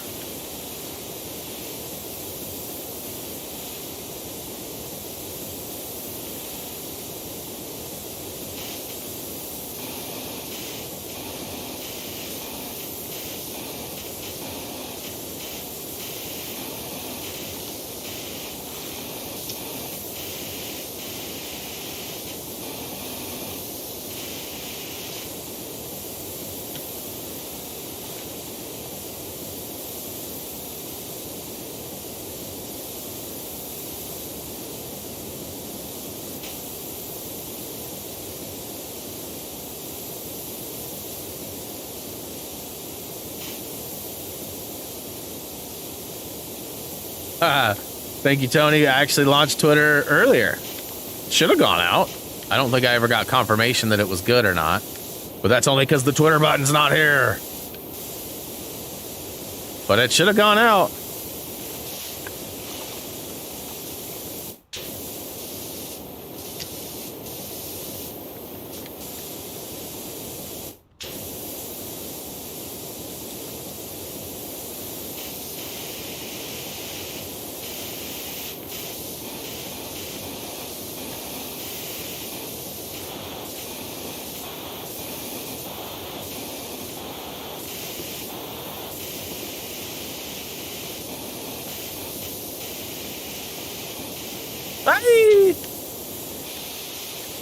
Okay, let's get a nozzle going. Get our blast on. From down here. Yeah.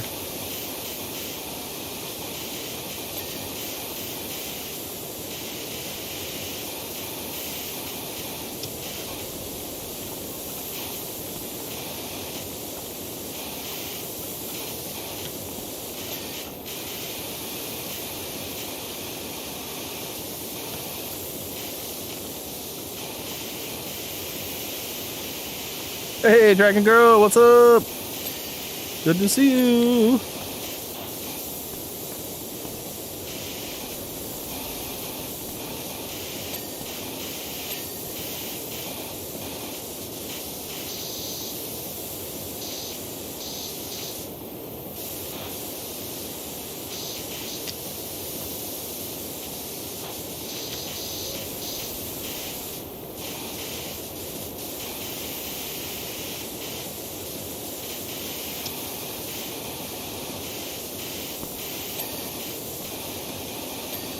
So I did some rough math today. I only have 12, I think I only have 12 more planets to land on and do videos for free roam on. Now, 12 is still a chunk, right? Like, there's still 500 collectibles or more. But just knowing that, you know, I'm almost in single digits, and that there's still lots of other, you know, space areas too. So there's still lots, and there's still 30 videos or so of free roam left. You know, if you include the capital ships and, you know, any of the other challenges, because I got a couple of challenges that I'll have to complete once the galaxy's all completed. Basically, like the Wookiees challenge I still haven't done. There's also the whatchamacallit, the Porg challenge. There's the gold ship challenge. And a lot of those are going to be pretty easy. Simply go to this location and do it. There's the little stormtrooper helmets on the little robots. So there's definitely a lot of videos left. I would say there's probably 35 videos left. But for free roam and like that, the challenges will be easier because I know where a lot of them are already. There's like, it's a lot of compiling, like fly to this planet, go to this spot, record me capturing this. So different than like the last planet I just did Kanto Bite today, and it was, there's 35 Kyber bricks, there's 4 character tokens, 1 ship, and 1 data card. So there's like 41 or 42, that's a lot of collectibles. And I mean, the Wookiee one's what, 30? But a couple of them are in the same areas, and I mean, it'll be a pain compiling all of that too. But ultimately, like, I'm not on the home stretch yet, but I mean, I'm getting to the easier stuff. Free roam's not hard, but getting it all in one go and doing it all and scouting and then editing and adding all the quick links. It's time consuming, for sure. For sure. Let's go ahead and get rid of this guy again.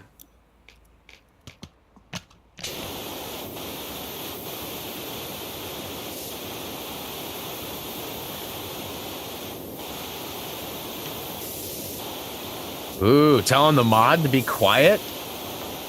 Woo.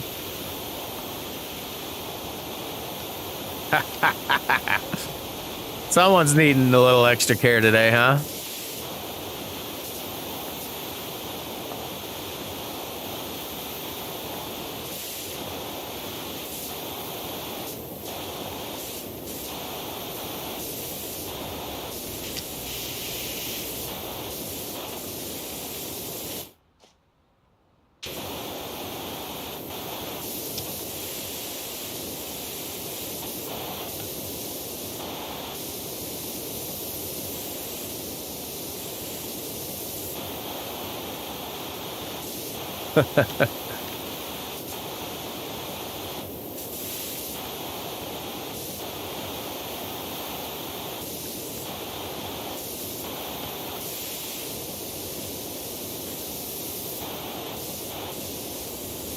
I'll probably let Drexler have open door policy here, which I hope I don't regret.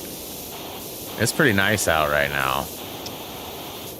And as long as the neighbor dogs aren't out, or like the neighbors don't have their landscaping done today or any of that, he's usually really chill.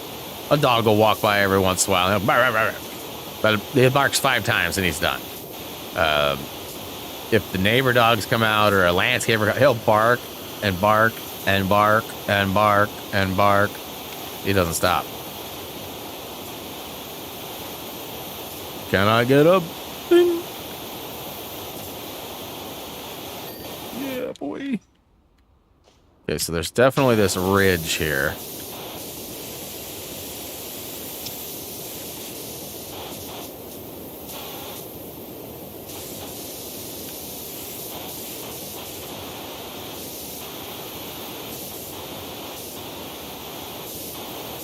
Alright, so I got a lot of that side.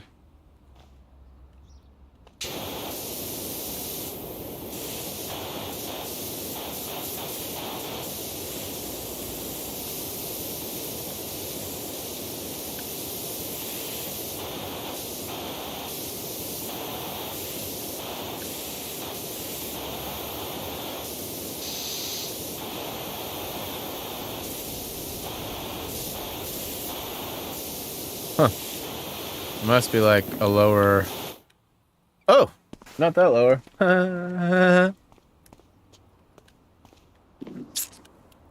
Yeah, we try to give people, a few chances. We don't necessarily swing the hammer at them right away.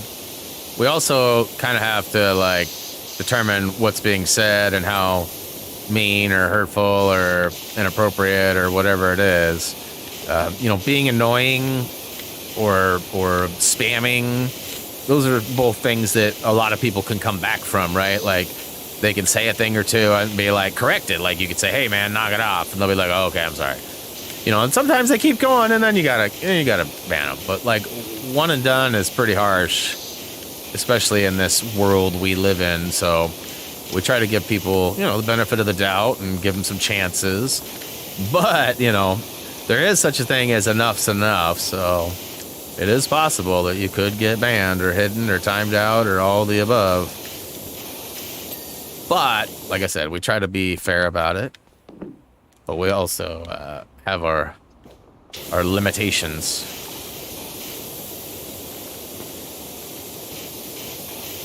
But yeah, Nam, are you good for Friday?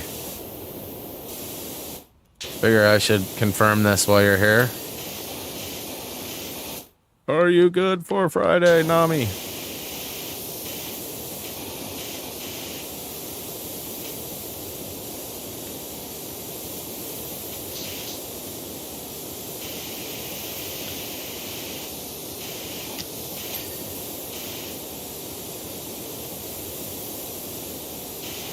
And depending on how the day goes, tomorrow, I may do like a bonus stream or something. I don't know what it would be.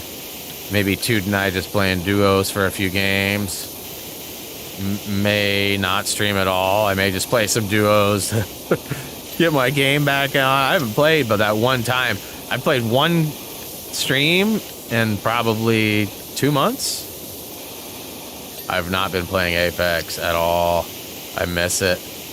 But I've also been sick and super busy with stuff, so it's gone by so fast, it's almost like I didn't even miss it.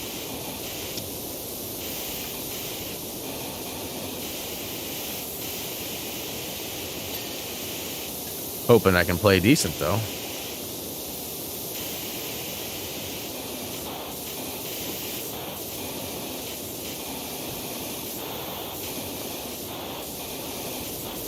Oh.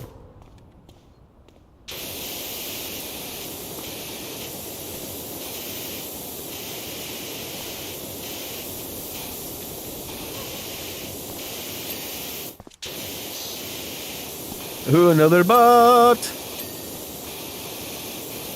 We got bots do do do do do do. We got bots do do do do.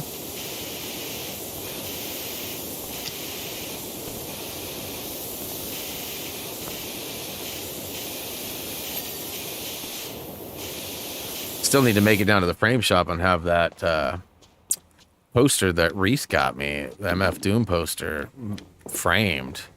I'll probably do that in the next couple of days.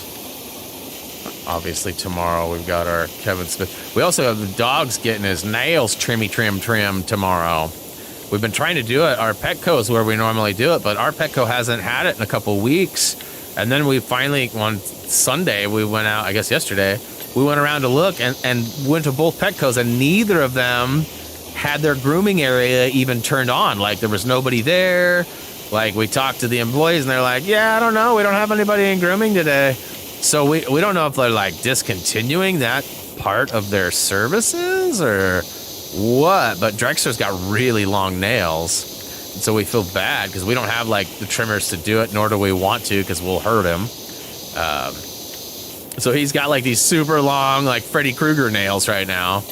And we're hoping to get that done. So we got a mobile groomer coming here tomorrow. And then let's see here. We got the Kevin Smith thing tomorrow night. Then everything chills out until the weekend. And then it's basketball, and Reese has something else going on this weekend too, but can't remember what it is.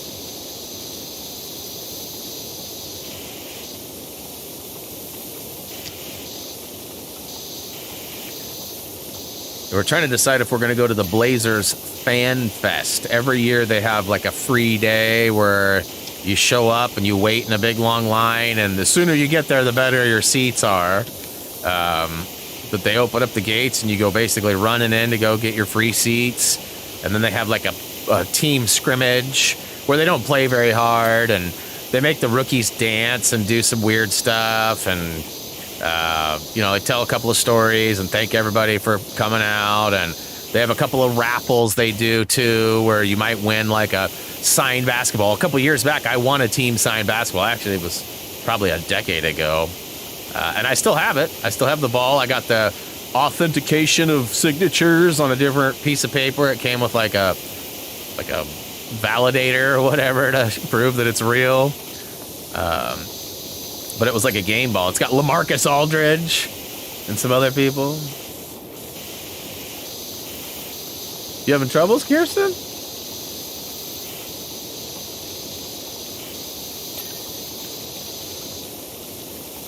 I just saw you said, there we go.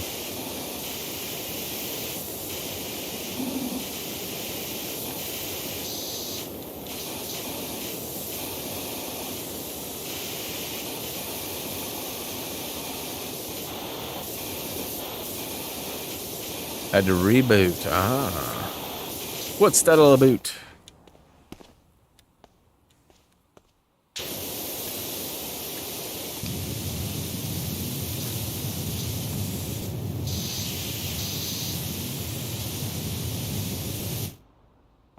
See what I meant? Okay. Okay, I see.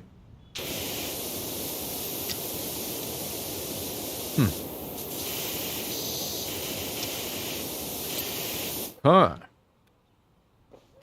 So we's at 99%. We got a lot of these little 1 of 6 canopy supports. Where's that? Canopy support. Oh, okay. I see it.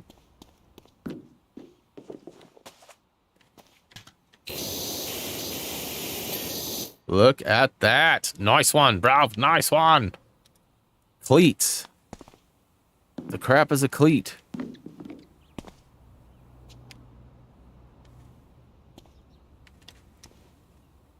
It's not on the bottom, huh?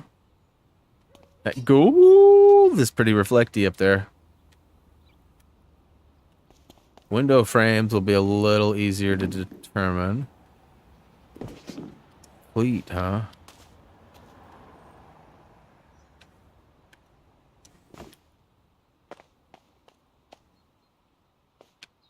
Ah, cleat. I didn't know that's what this was called.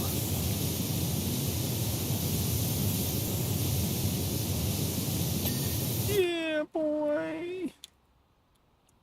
Okay.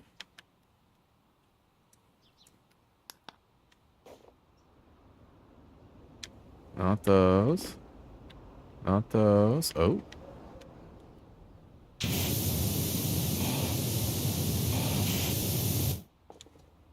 Ugh.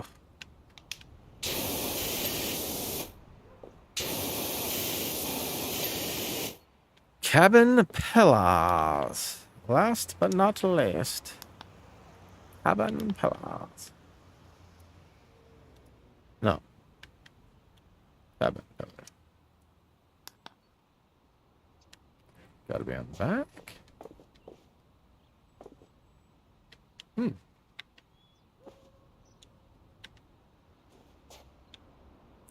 Duh.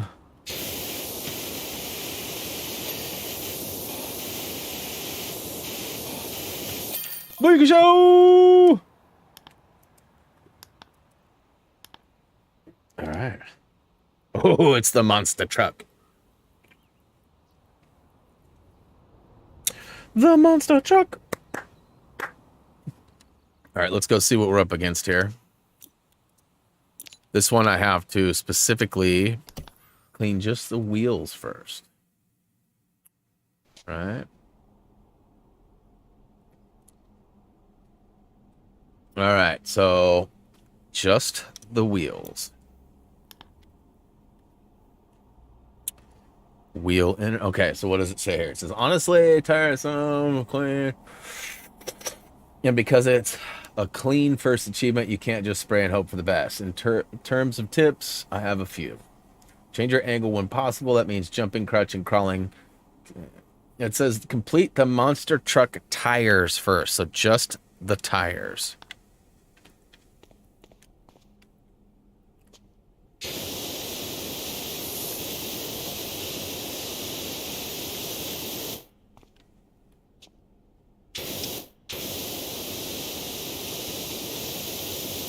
I don't think this will be too bad. It is a lot of funny angles,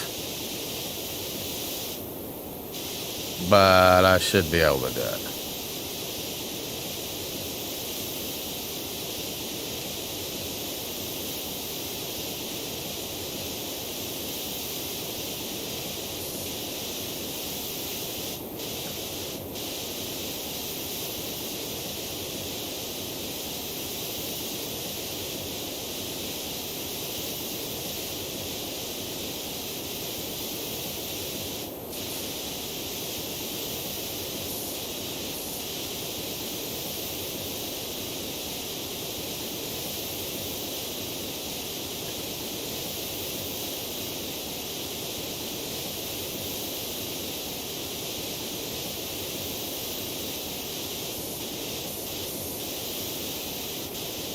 Ooh.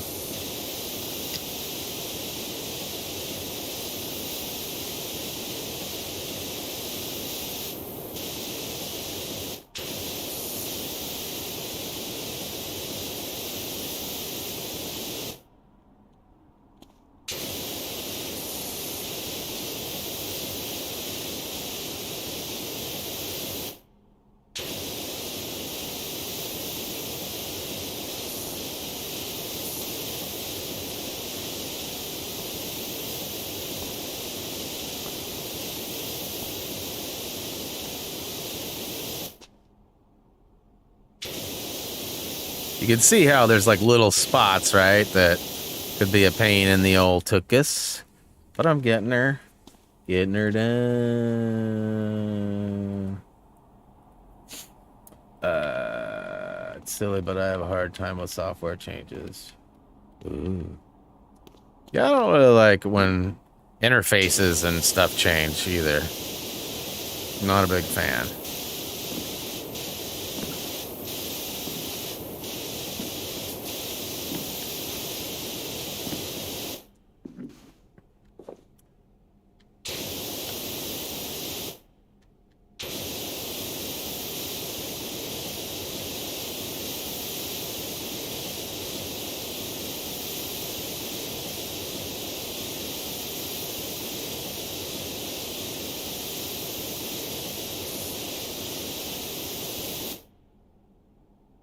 Oof.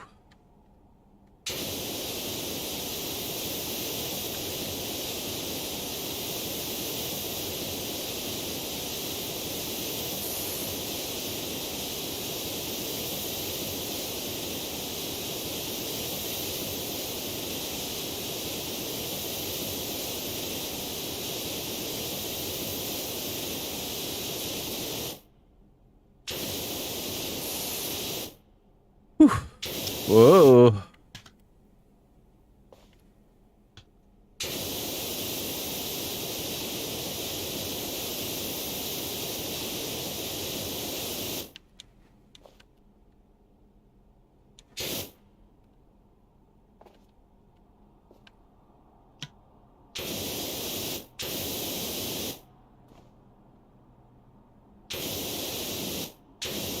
Sheesh.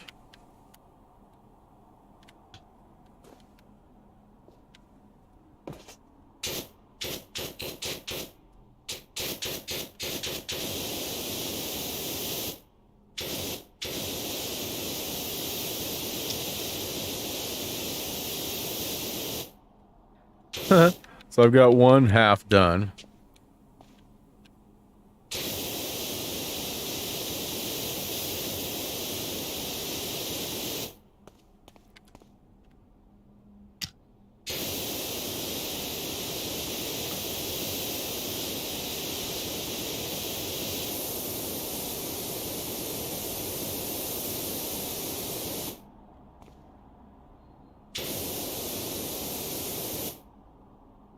Oof.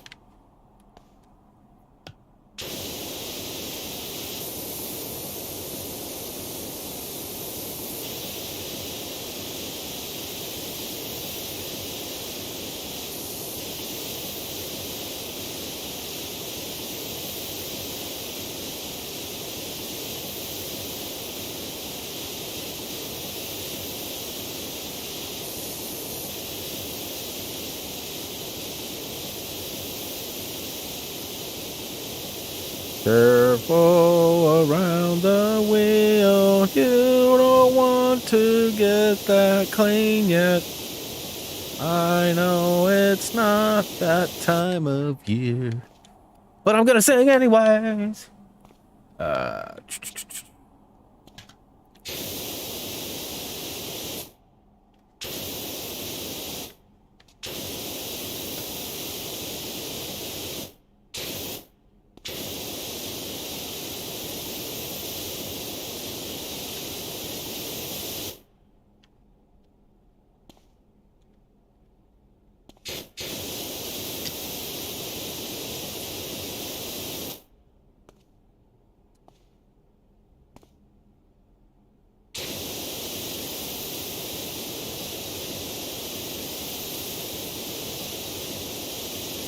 At any point, it wants to be like super generous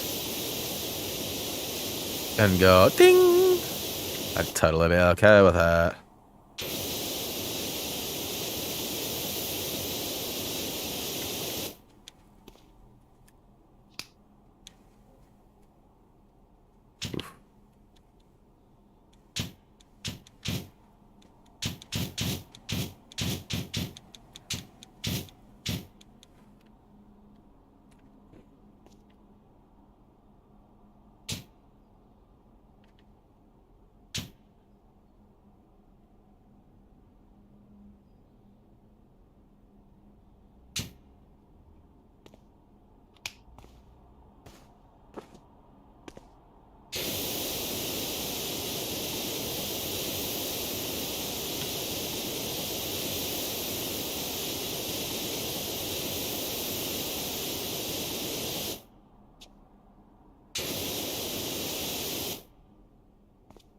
So this front side might be, yep, right here.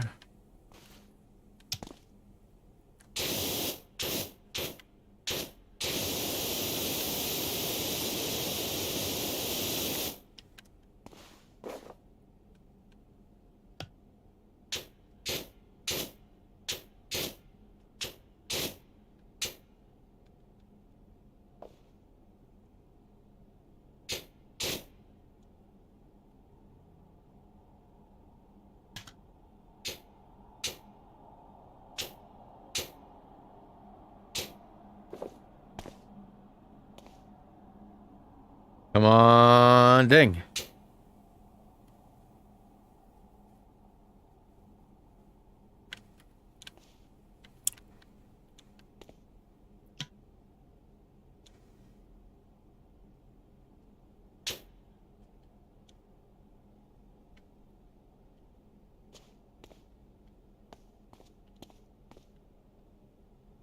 Wheel outer, so that's not it. I mean, I'm like, so class. Yes. Welcome new subscriber, Sonny. Wait a minute. Wonder why I didn't catch that. Sonny Plays, thanks for the sub. Okay.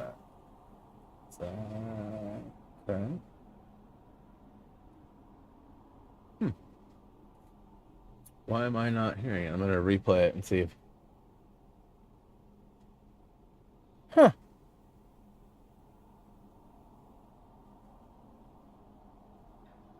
That's weird.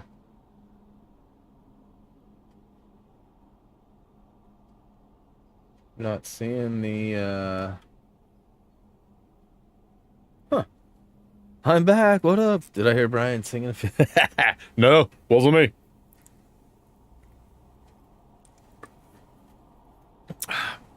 I don't know why my audio's not working. All right, since Mike's on his break, I'll go for another minute or two, but about ready to take the BRB.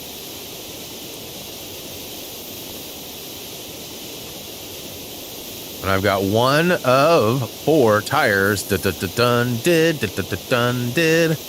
And I didn't even mess it up. I got it done did. Yes, done did. Some of these are harder than others because of the surroundings, right?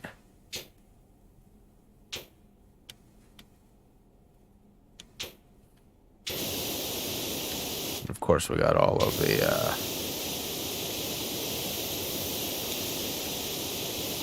the funny angle business.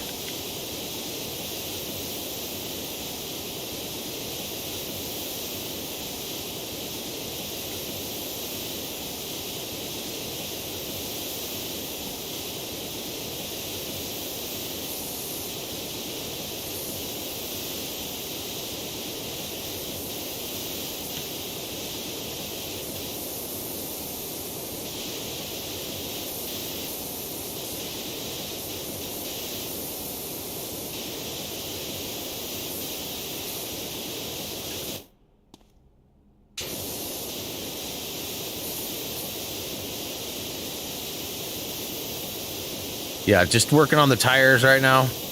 That's the achievement for this one, is finishing the tires first, which you can see it's a bit of a challenge. Like I said, you know, there's all sorts of stuff nearby that could intercept your spray patterns. We definitely don't want to get like an axle or something really small and easy to complete it, right? We want to make sure that we get everything we can on the tire and tire only.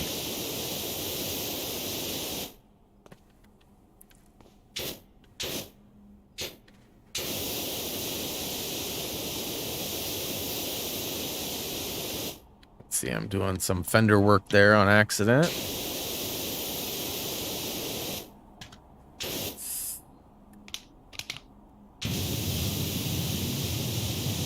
Some of that precision spraying going here. Even that's bleeding over.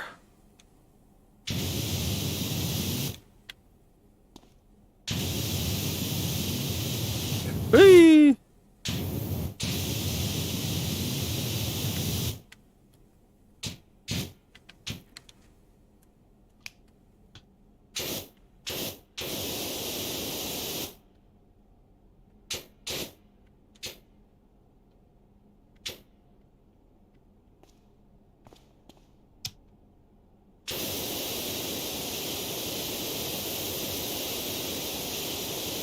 This is not nearly as bad as the achievement guide sort of makes it out to be.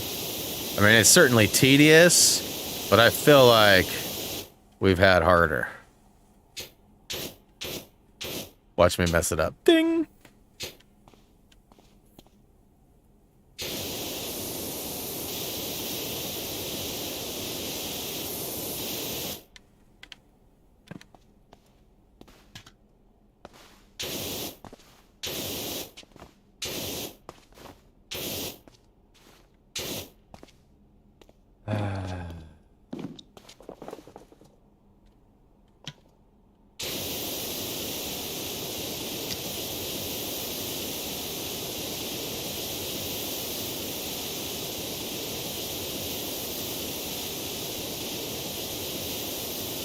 I'm getting pretty excited. We got 1 month basically until it's like holiday movies, music, and all that kicks in, right? Like, as soon as Halloween's over, it's like time for, and I know like Costco's already got some holiday stuff out. Boy, that's getting kind of sketchy. But, you know, all in all, it's still not quite there yet. We have a series of movies that we watch like every year. We have a huge stack of Christmas movies that every year gets bigger and bigger. And obviously with Netflix and Hulu and other things, we have more options too. And there's new stuff that comes out. But I'm really looking forward to, one of the staples we watch every year is A Christmas Story. You know, the one with little Ralphie, and his aunt gives him the bunny suit and his mom makes him wear the bunny suit, and, you know, they get bullied. Well, there's a sequel being made, and they've got a lot of the same people involved. I don't know how it'll work, but I'm definitely excited for it. I think it actually comes out in like a week. Boy, this is so close, you guys.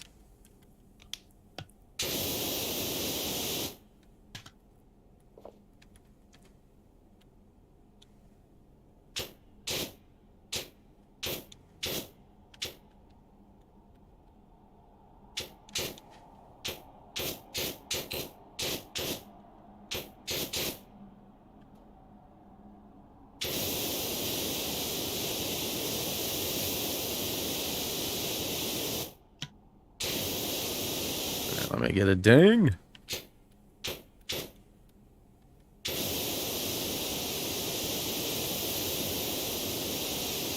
Come on.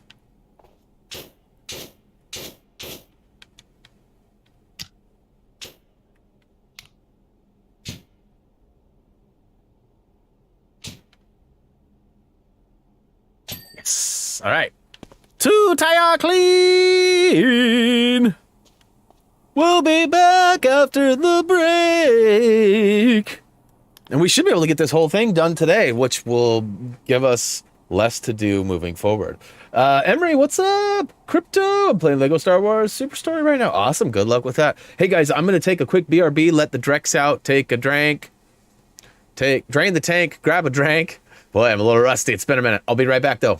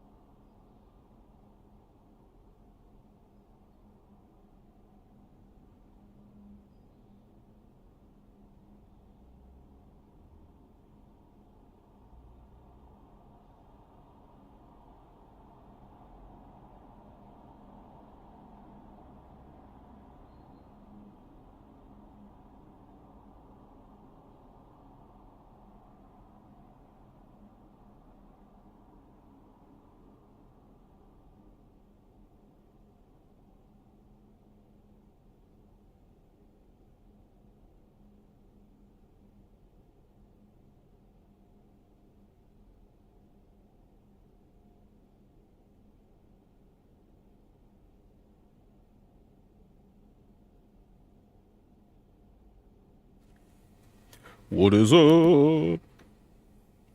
That microphone aimed unawkwardly. He's like leaning forward like it was going to ram me. All right, so still learning the new schedule. Reese is actually home, so that went a little faster than I thought because I didn't have to like wait for Drex or play any games with Drex or any of that.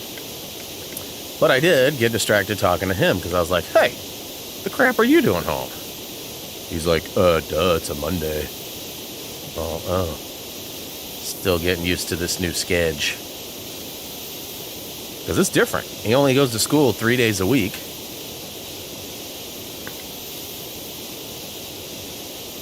And that's just mainly due to how many credits he needs. He only needs half a credit of English to graduate. And he'll have that taken care of here in the next few weeks once this first semester's over or whatever. And then from there, it's all just extra fun / college credit stuff because he's going to the technical school, the C-Tech. And that is teaching him like graphic design and 3D animation and stuff. And he, like right now, one of his projects is he has to populate an environment with a bunch of assets. So he has to create a certain amount of like they give him some basic stuff, but then he has to like customize it, right? So like they'll give him a tree and then he'll have to take the tree and do something with it and then place, 5 of them on the stage.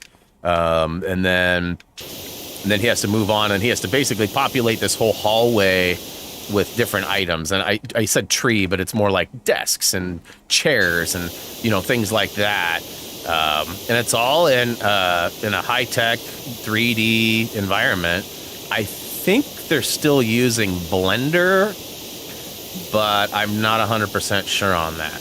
But, essentially, you learn how to do the process and the basic tool set, and then you can pretty much use any of the environments or, softwares that are available for those things. You just have to figure out, okay, well, I need to know where the pen tool is, and so some of the placements of those are going to be a little bit different from system to system or even from Apple to PC. But ultimately, once you learn those basic skills of how to manipulate a sprite or an asset or whatever they're referring to them as, then you can move on to the next program. So I'm curious to see what he does because he's already learning deeper into stuff than I would have done. Because I've experimented with a lot of 3D animation and Maya and different programs. Used to be really good with Flash back when Flash was out, which wasn't necessarily a 3D rendering environment, but it was a pretty high-end script-based, It was fun. It was cool. I learned a lot of stuff. In fact, ironically, but I used to build the maps for Urgent Fury in Flash back in the old tournament community that I worked for right before Happy Thumbs. And they sent an email out last night saying that they've got their staff back together and they're making TAC maps again. And I was like, what? First of all, they didn't call me, and I know the guy who was making them before me, Joseph. I know he ain't making them because Joseph isn't involved anymore for a few reasons. And so, anyways, I went and I looked, and they had this whole blog post about, oh, we got our TAC maps back and blah, blah, blah. And I went and looked, and it's the concept, but it's not the same at all. And I'm not hating or being a jerk or whatever, but the way they're doing it now is simply just through the web. They're just updating a web page. It works on all devices, doesn't require any downloads, things like that. Like Flash was sort of picky back in the day. So those maps had different, but they were also clickable. They were interactive. Like you could hit a button and it would show just the map, just the territory. You could hit another button and it would show you which color and which clan possessed the ownership to that territory, right? Because you would fight and battle for these territories, and it's not like that at all. You could hit a button and it would show you what the points values were for everyone involved, because there was points involved, how many territories, and da-da-da-da. Like, none of that stuff is there. You know, there was music that played, ambient sound, and like theme music that went. That's not there. Like, there's so much lacking from it. And so I didn't get too upset at the fact, because, you know, that was my thing. Like, obviously, I'm not the only one to ever done that. I took over somebody else's idea, and basically they got tired of dealing with the community and people, and they sold it, which is one of the reasons why they're not involved anymore. But, you know, my friend that used to work there with me, he and I have talked many times about doing something like that again. But there's really not like, it was all SOCOM based and then Call of Duty based, and Call of Duty's so different now, and there's plenty of platforms, including esports, that are available out there. So it's like, you know, would people even be interested? And so then there's development stuff for, like, you got to figure there's software that needs to be written and coded, but you know, so there's a reason why there's a simple, because you know, come on.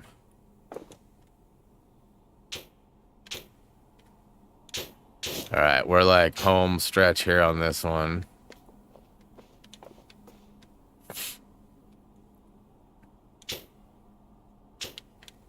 Hey, what's up, Kirsty?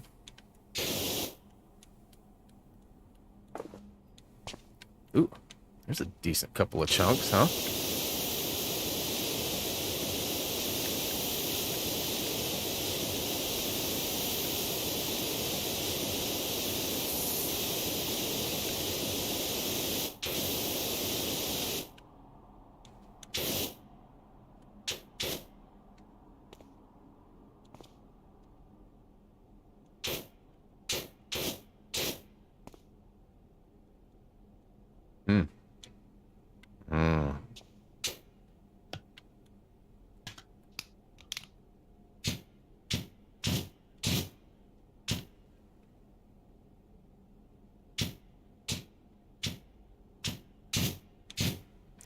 I wonder if I can get a better angle on some of that stuff on the other side, huh?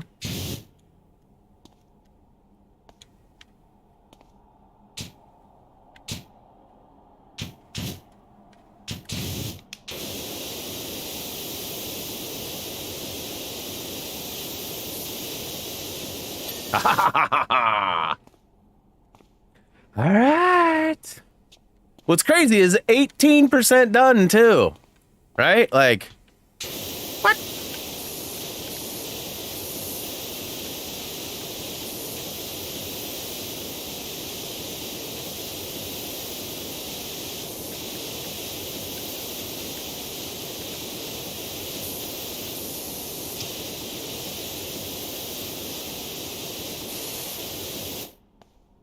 So earlier when I thought I heard Drexler, I totally heard Reese making noise, which explains, like, my paranoia.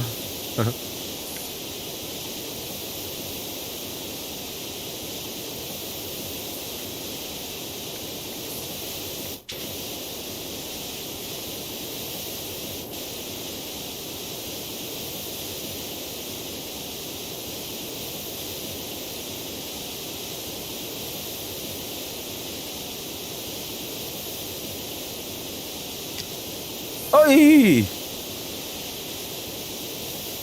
I mean, I meant to stand up, but I didn't mean to, like, keep spraying. I got the auto spray on right now. I should have known better.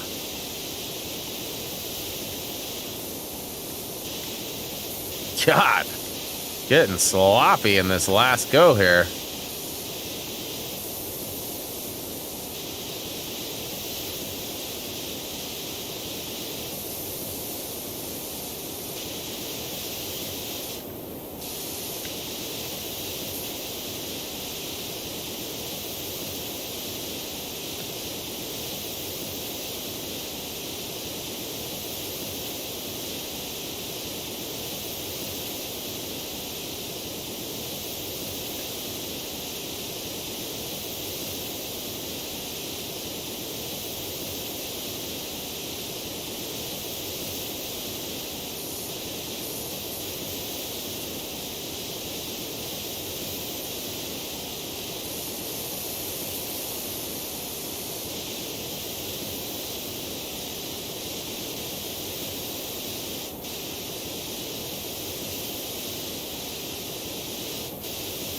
Yeah, so kind of a crazy story. It is, but it isn't. So it's crazy in some ways, super stupid in other ways, unfortunate in many ways.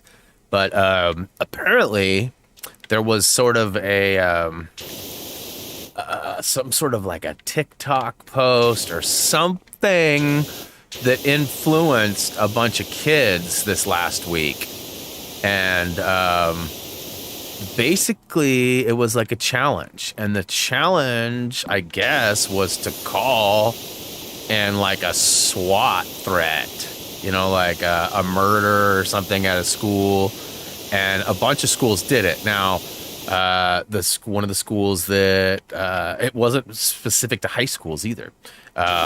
Reese's school, his main hub school, not the technical school, but the main school he was registered and went to, Sprague High School, had a threat sent to them, and they went on lockdown on Friday.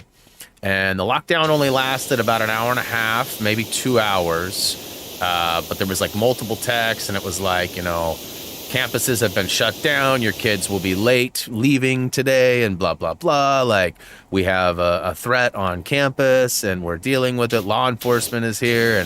And then it turned out it was like not a false alarm, but like somebody had made a threat that wasn't valid. And so they called it all off.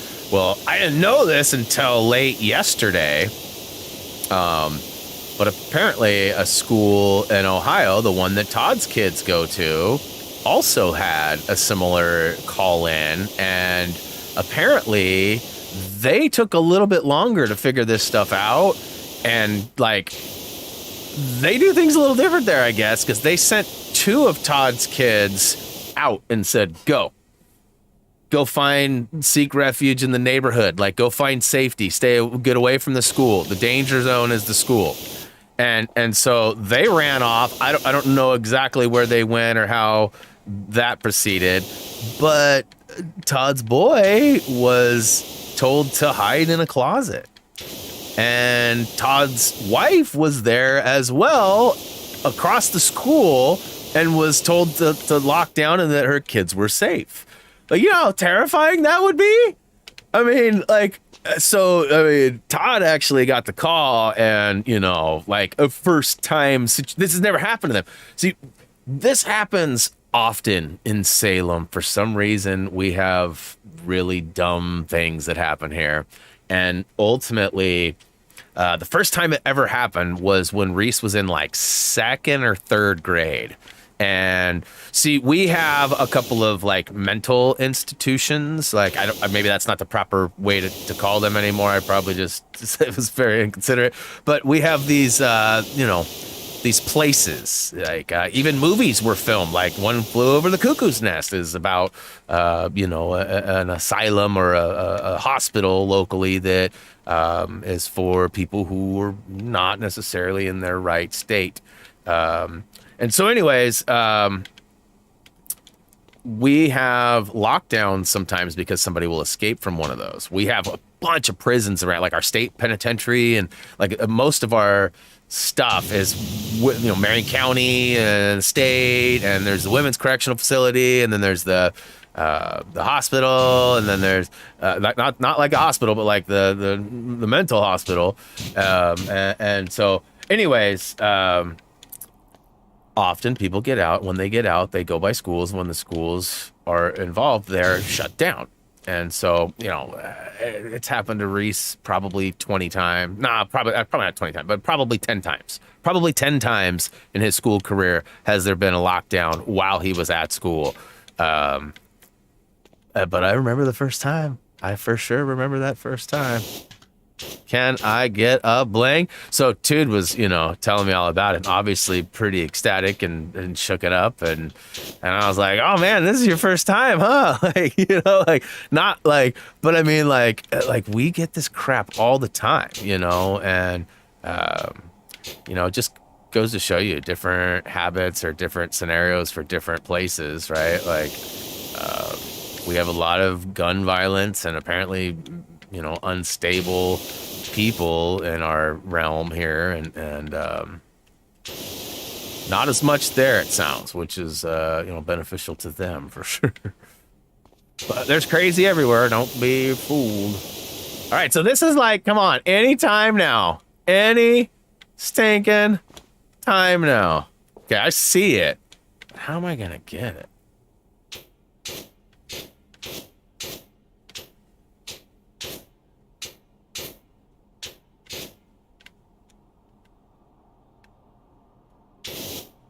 I'm trying to get like any little tiny anything.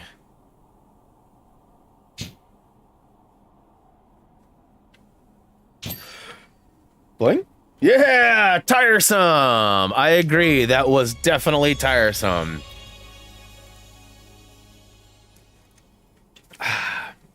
All right. Now let's get this thing clang.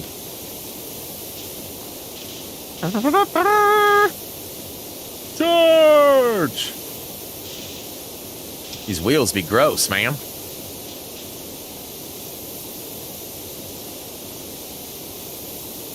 Well, hopefully I'll be able to knock this out. I'm guessing I'll be able to get this done and probably start on another one, huh?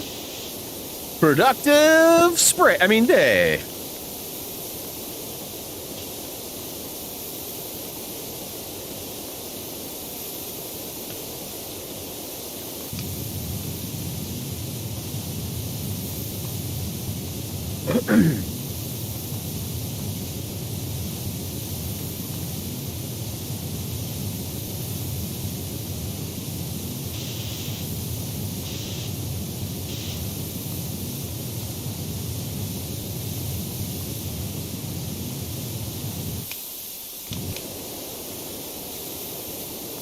Oh, come on. You know you want to pop? You know you want to... Yeah. The next door out there. Does anyone know it? What happened? Oh, yeah. Yeah, I agree. No, and what's crazy is, like, there's, like, this whole mass of people. I'm not even going to try to restrict it to, like, a specific age group. There's lots of people that are very interested in doing these things or find it funny. You know how many people have, like, gotten arrested? Or, you know, like, whatever, for doing, like, certain drug challenges at school, or, you know, pull fire alarms, or worse, you know, like, called in big time threats, right? Like, when there's no threat, like, that stuff is very traceable. Like, we don't have payphones very much these days.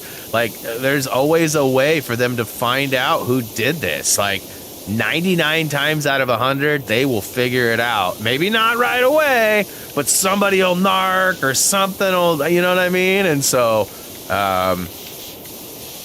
it's not cool anymore. Like, it needs to stop. I don't know how to do that. I'm just lucky my son is smart enough that he'll hear about that stuff and he'll tell me. He'll be like, "Oh, did you hear?" And I'm like, "No," because I've never, like, I've watched TikTok videos that have been posted places. I've seen retweets and things on Twitter, like, but I've never actually gone to the TikTok. Like, I don't have the TikTok app on my phone. Never have. You know, and I doubt I ever will. Like, and so. Anyways, it's just, I don't get to keep up with those trends, but he'll tell me, you know, versus being involved or trying to be like, ha, look at this. Like, he'll come and tell me and like, tell me to, like, watch out. They're looking for this or that, or, you know, if you see somebody filming you doing this, then watch out, you know, or whatever. Right. So, which I find very helpful. He's a good kid. I mean, he's a smart ass. He's never serious, but he's also probably the smartest kid out of all his age group. Like, street smart, school smart, like, so kind, like, you know. And he surprises me. Like, not that I don't expect him to know or do or whatever, but, like, he'll surprise me often. Like, what, really? Yeah. Huh. Good for you, man. You know, and I mean, like, he's real honest about all that stuff. Like a lot of his friends are, you know, smoking pot and taking pills and drinking lean and, you know, whatever. And you know, he tells us. And so like we like know which of his friends are like a little more trustworthy, or, you know, like, who you going to the game with? Nah, we got to go run some errands. Sorry, bro. You know, or, oh, no, that's fine. You can go. So there's definitely, you know, definitely ones we're aware of. But at the same time, his group is awesome, too. So we got lucky there. I, of course, was a little different story. I hung out with some of the more daredevil-y types that were more interested in getting the negative attention because they weren't getting the positive attention or whatever, right? And so I ended up doing a bunch of stupid stuff. And so far, he's stayed away from most of that. I'm pretty proud of him. And he's made it further than I did in high school. I went and got my GED because I had different plans. But the way he's rolling, he's got like almost a 3.0 GPA average, and you know, gonna be able to go to college on the state's dime due to a program they offer called the Oregon Promise. And yeah, we're super proud of him. Like, what he's gonna do is 3D animation and stuff. Right now is where he's geared towards. Whether or not that'll be what his like major, or, you know, will end up being in college next year, we'll see.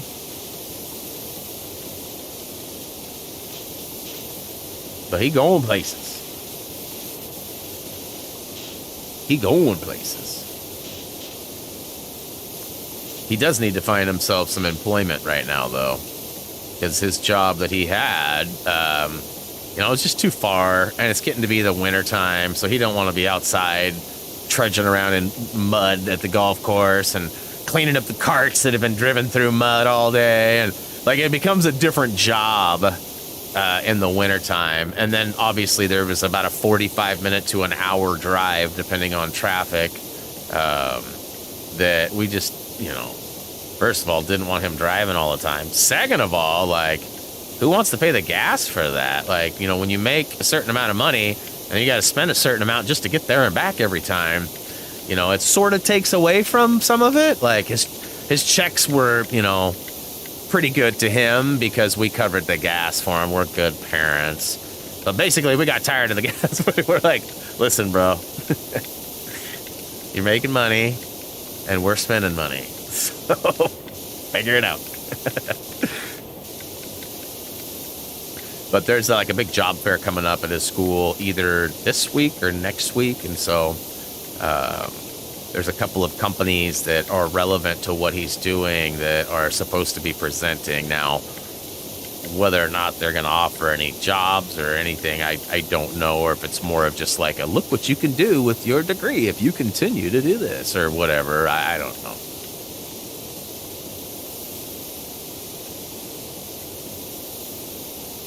Boy, some of this stuff is greasy, grimy gopher guts. I mean, maybe I won't get this done. Like, size-wise, definitely plenty of time. But, like, all this little crap in the cracks, how thick it be. You know, you spin me round, round while I spray down. Like a record player. Oh, it's probably the whole thing, huh? Yeah, it's the whole hatch.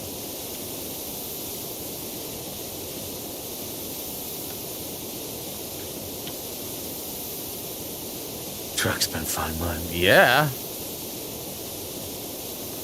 I'd say so. Some of this mud is like petrified. You know, I got a lot of money.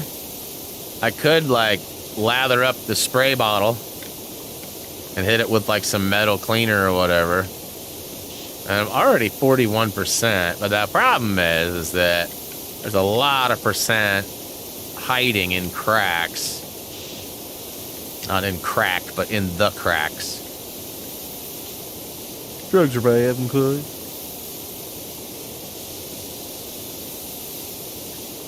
Let's give it a little more power.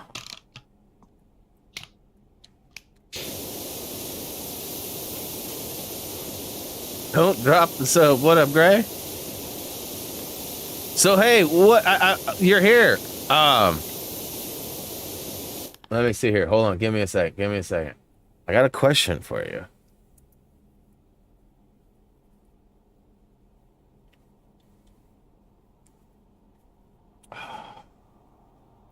No.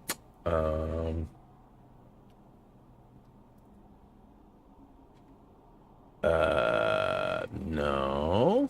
What the crap? So, okay. My ID4 has been completed. It has left Germany on a boat, and it's going to... I can't remember the name of the port, but it's the third largest port. And I thought, oh, it better not be the one that Gray's at, because he'll find a way to get inside and be the first one to fart in it.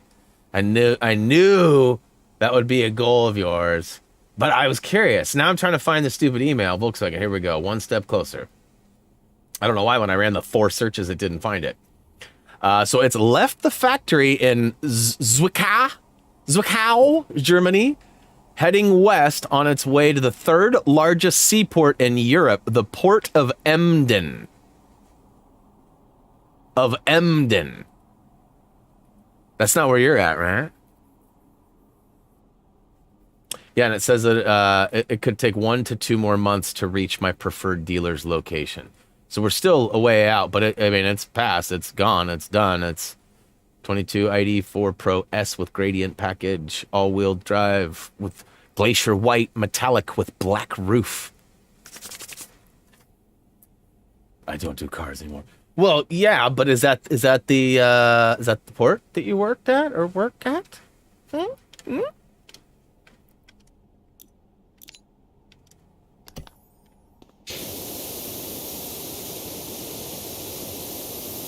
Because, I mean, that'd be crazy.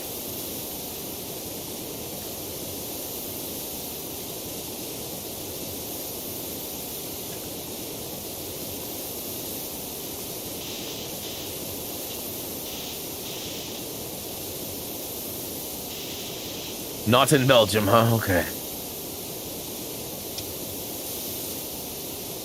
Well, good.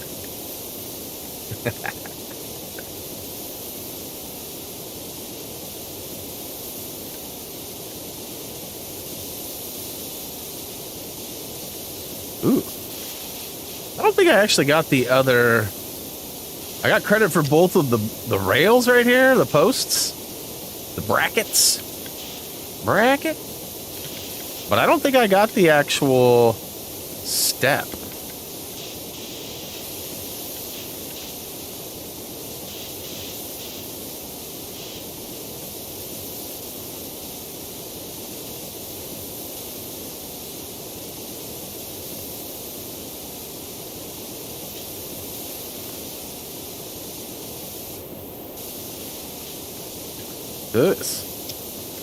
It's greasy and grimy.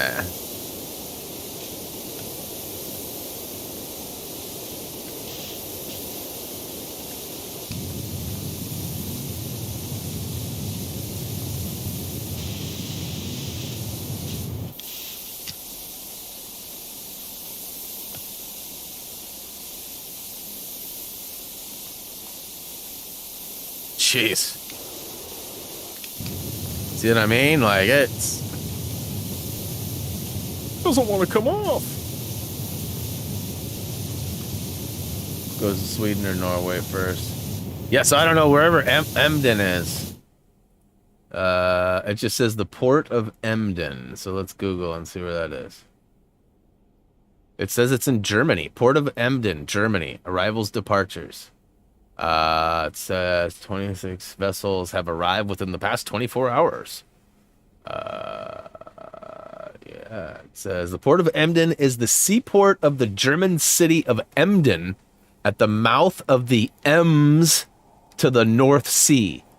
It is the westmost seaport on the coast of Germany, and in 2011 it reached an annual turnover of about 6.29 million tons.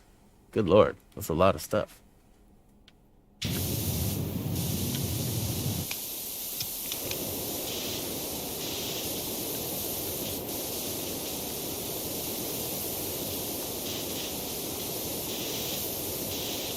Yeah, when they first sent it to me, it just said the port of Emden, and obviously I didn't know where that was until right now. So, but oh no!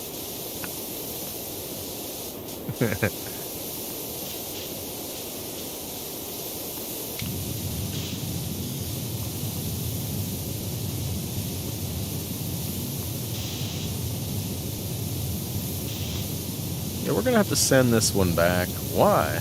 Well, so at one of your ports in Belgium, see, a friend of ours got his hands on the car. I've heard of a lemon law. I don't know if they count that as a brownie law. Like, sorry, sir. Flatulence don't count in the warranty.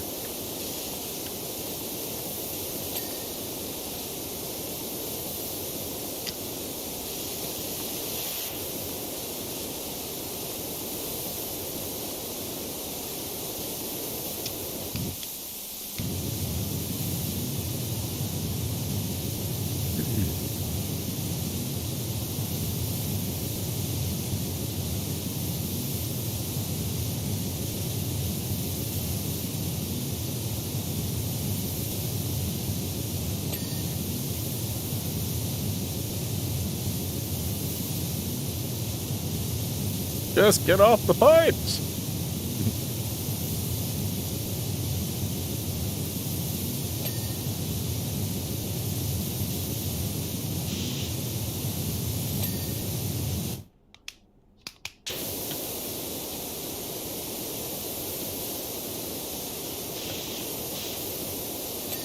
Nice.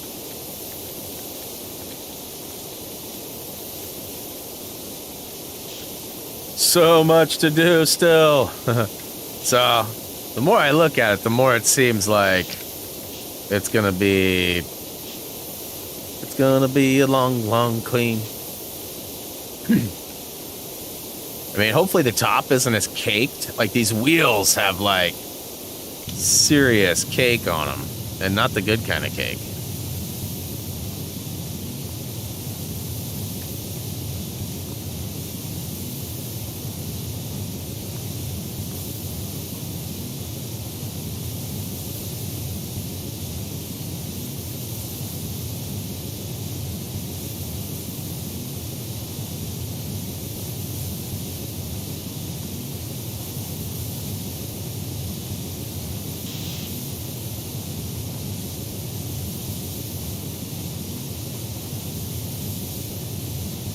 I'm freaking out, man! I'm freaking out!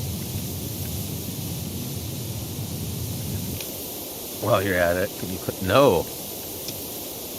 I got my own GTI to clean, sir. After all, it is a show car now, you know.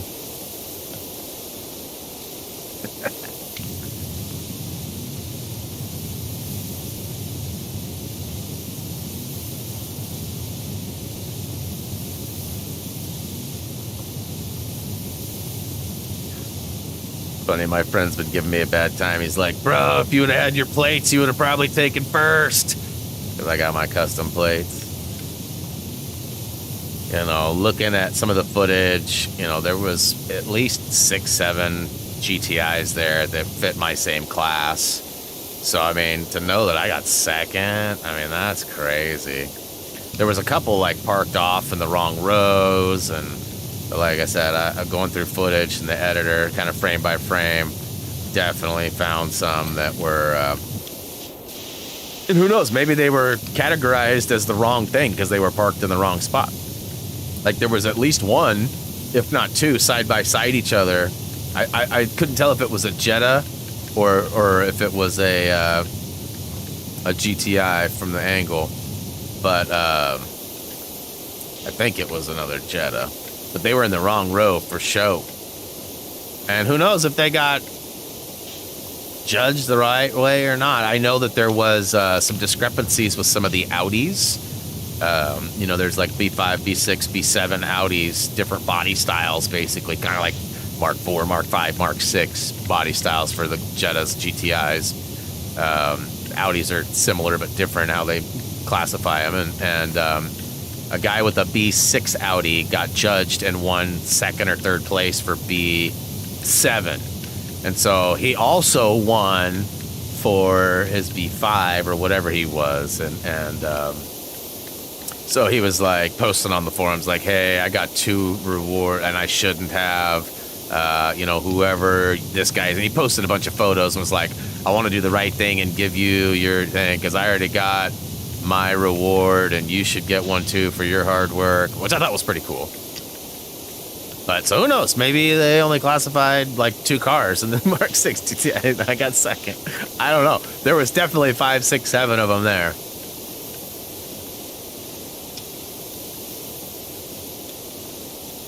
And the guy that won was right next to me. I mean, his car was pretty clean too, and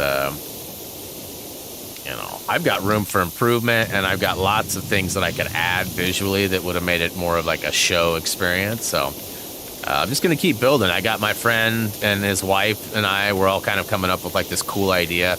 I'll show you some. There's like ways to display cars and your stats of your cars. Which we didn't have any of that. And the car that won did have like a little stat sheet. So, if I would have done a couple more things, I feel like I would have had a better chance of winning. And I'm going to try to win next year. I'm also going to try to race. But we'll see how that goes. It was definitely a fun experience. And as I already mentioned, I do plan on doing it again. To all my subscribers, what up? Thanks for the compliment. Thanks for stopping by today too. Good luck on your road to 50 subs. You change your name every time you hit your milestone, or how does that work?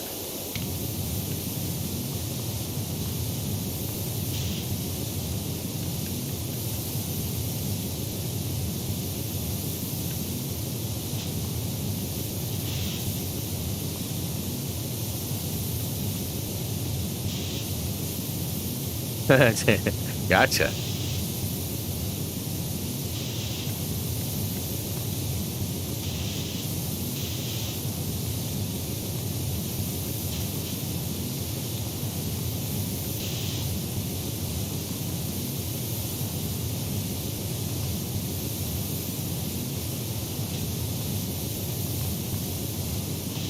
Yeesh.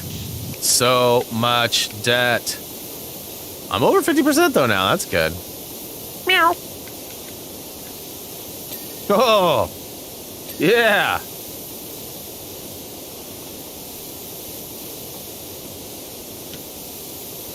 Glad I didn't accidentally ring those guys off while I was trying to get the tires. Woo.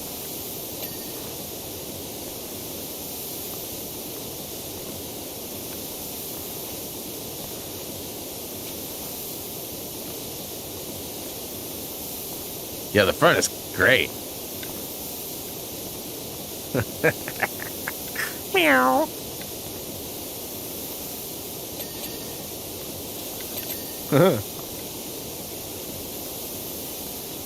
So I talked to my grandma the other day.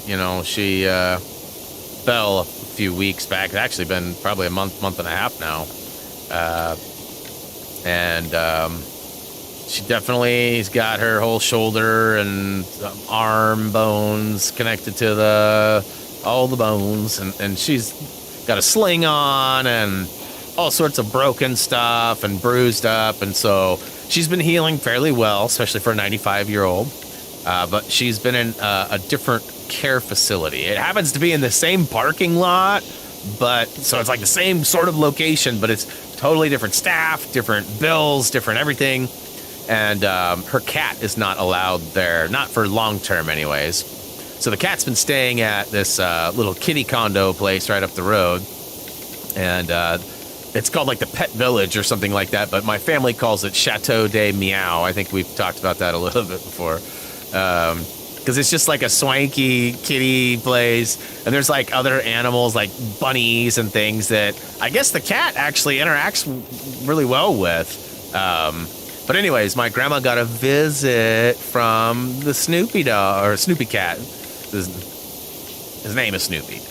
and he got to come and hang out. My uncle brought him by for a bit. So it was funny. I guess they locked him in the room where they were, and he got out of the cage, and he was just like running around like, where am I? And like sniffing out all the exit points and like trying to get out of the room.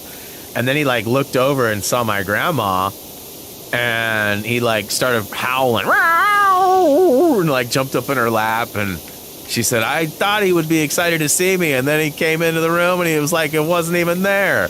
And then he realized who I was, and she's like, man, that made my day. And I was like, that is awesome. So that was pretty cool of my uncle to bring the cat by. He's like, we haven't even been by in like over a week because we had COVID. And it's not far, so we do go visit often, trying to keep those spirits high, because she wants to get back to her room, which is, again, across in the other building. But hopefully it won't be but another couple weeks, and she'll be ready to go back over there. But she's got to be able to take care of herself, you know, and obviously she can do a pretty good job of that when she's not broken. And right now she's broken. Okay, let's go here. There. Boy, look at all that debt. Oh my god, it's gross.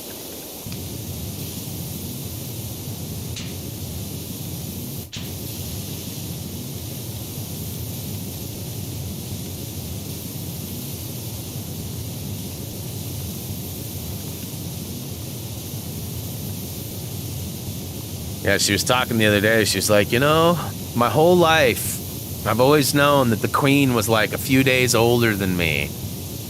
And she's like, well, now that the queen's passed, she's like super worried, you know, because she's technically either about to or just past the queen in, you know, living days, or however you want to say it, right? Like, which is kind of crazy. So she's like, well, I hope I'm going to get better, and I hope I'll get back to my apartment, but I don't know if I'll ever get back over there. Oh, the queen, that's kind of like her baseline, you know? So I'm like, Grandma, no, you guys are not tied to that in any way other than coincidence. You know, like, if anything, you have survived, you know, longer. Be happy. Uh-oh, question.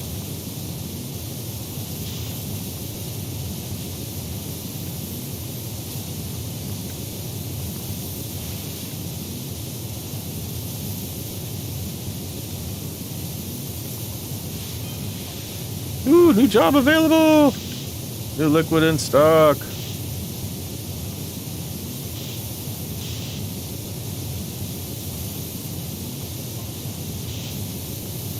If I have any other exhausts in my car, does that change anything in my fuel usage? So yes, with a few factors like intake and exhaust, it can change your gas mileage. However, honestly, and I would do the research, but in a lot of cases, it actually helps and it adds to it. But it's always going to be in your foot. You know, as I've told you before, my car, if I drive it very spiritedly and I drive it with the paddle shifters and I pretty much stay in boost, so I'm like, rum, rum, rum, and I'm never really lagging or low fuel consumption. I mean, I only get like 200 miles to a tank, 210, 215 if I'm, you know, but if I'm really easy on it with my KO4 turbo and the, you know, the bigger fuel usage and all the stuff that I've done, I mean, I can get like 400, 420 out of it. So, I mean, really, most of your fuel consumption will be based on how you drive it. And you know, if you put it in drive and just drive and stay low and just let it shift, because I'm sure you've noticed, it'll go through, you've got a 7-speed in that, I believe. It'll go through all 7 gears pretty fast. You'll be doing like 40 miles an hour and it'll shift its way down into 7th if you're not accelerating, right? If you're just sort of cruising in a 40 mile an hour or whatever zone, right? It'll burn, burn, burn, burn, burn. And it does that to conserve fuel and to, you know, and if you drive it like that, you'll get a lot of gas out of it. And of course, you know, you romp on it to get on it, to go down a ramp or to pass somebody or to race somebody. And, you know, that consumption changes a little bit. But, you know, in theory, you know, often gas is increased. Gas mileage and stuff is increased with the tune. But most people drive it heavier because of the tune, and it decreases. I found that out because when I started telling everybody, man, I'm only getting 200 miles, they were like, what? No, you're staying in boost. And I was like, no, I'm not. And so I started driving it very differently, and all of a sudden my mileage doubled, and I was like, whoa. And I think stock, mine was supposed to get like 385 or something, and I'm able to get like 410, 420. So not a whole lot more, but I mean, it's a noticeable amount. But, you know, whether you put nothing on it or a lot on it, most of those numbers are going to be relevant to your foot and how deep it is into the pedal. But I think you have, it's only a 6. Okay. So the Euro's only got 6s then, because our 7, well, it might actually be the 7.5s. And I don't know what year you got, but I know that a lot of the Mark 7s here have a 7-speed DSG. Where mine is only a 6-speed. I guess I don't know. Yours is DSG, right? Or is it manual? I thought it was DSG, but I can't remember because I thought we were talking about. But I was talking about paddle shifters. We weren't. I was. Always all the way down. It's a 2015. So I believe that would only be a 7 there, because the 7.5s weren't until 2017 and a half here. And you guys were, well, that's probably pretty close. It was probably 2015 and a half when they went to the 7.5s. And I don't know how to differentiate the GTIs. I know that the Golf Rs went from a analog gauges to a full digital infotainment system. I don't know if the GTIs got that same jump or not, but you know, the new ones all have digital clusters, no needles or anything. They have a digital needle that shows up, right? It's like a little graphic, but it's definitely not the same. I like the halves more than the Rs. Like if I were to get a Mark 7 R, it would definitely be a 7.5 R due to the improvements. I don't know if GTI's got much or any of that. I just never looked at them, honestly.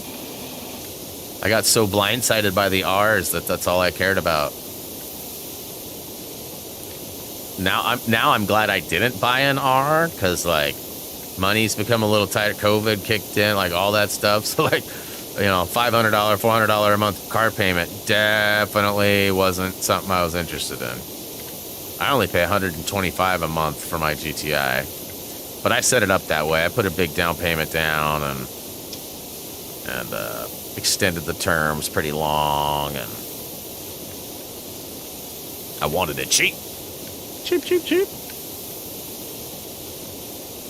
Yeah, 90, 95, 96. That's up there. I mean, you know, and a lot of those names have probably had lots of money to help, you know, doctors and care and all that stuff. I mean, my grandma's lived in the country her whole life. I mean, she grew up in a town called Gates, you know, where at the time she grew up, I think there was probably like 500 people there. Maybe not even that. You know, Mill City, the next town over, had probably closer to that number, 500 people or so. But it was a mill city. Like that, there was a town there. Gates was only developed because they were making the dam, which is a little further up. And so Gates and Mill City, those were both towns that spawned because of the dam. Kind of crazy. But yeah, I mean, it's like, welcome to Nowhereville. Oh my gosh. I pay $460 a month. Dang, that's... You're probably on a short term, though. I hope you're on a short term. I mean, it all depends on what you put down and all that too, right? And I mean, different people have different allowances, or not allowances, but necessities and things like that. We've got multiple car payments, right? We've got Thank God we don't have to pay for the Prius, but we definitely have to pay for the CRV. Although we're in like the home stretch of the CRV, we only owe like, I don't know, $2,500 or less on that guy. And like I mentioned earlier, we're actually expected to make money on it. So we'll basically break even in a sense because we owe a little bit and we made a little bit. But all that money is just going to get lumped right into the ID4 when it shows up. And whether that means we're getting the 2022 or the 2023, I'm sure we'll reserve the 2023 tonight, just because we're getting caught up on some of our stuff. I have a friend of my mom's passed away, and she didn't know it, and she's like dying for me to she thinks I'm like the Google master, and I can find all this information. And she's like, search Facebook for me. I'm like, Mom, did you search Google? And she's like, yep. And I was like, Google searches Facebook. So, like, if there was any announcements or anything, that's how I would find it. Like, I wouldn't find it searching Facebook. Like, I mean, it has a search, but it's more for people or events than it is, and I guess maybe there'd be an event for, but at the same time, like, this dude was old school. He was a naturopathic doctor. I don't think this guy was even on Facebook. So I was telling my mom, I was like, I don't think he would have been on Facebook. This dude was around when I was like little. When I was like 9 years old, 8 years old, Marcus was around. And so, I mean, he was not a young dude, And he was a naturopathic doctor. Then, in fact, fun story. So, naturopathic doctors, they have different medicines. A lot of it's herbs and things like that, right? Most people think, oh, he's just got a bunch of weed. Well, that may be true. I guess I didn't know him like that. But, ultimately, they have all sorts of things. And a lot of the containers, especially in the 80s, were like homemade containers with homemade written labels and, very, very natural, right? Like stuff you'd see like a Saturday market or something, right? Like home production. And so one year, my mom and I drove down to Anaheim, California, to where my great-grandmother lived.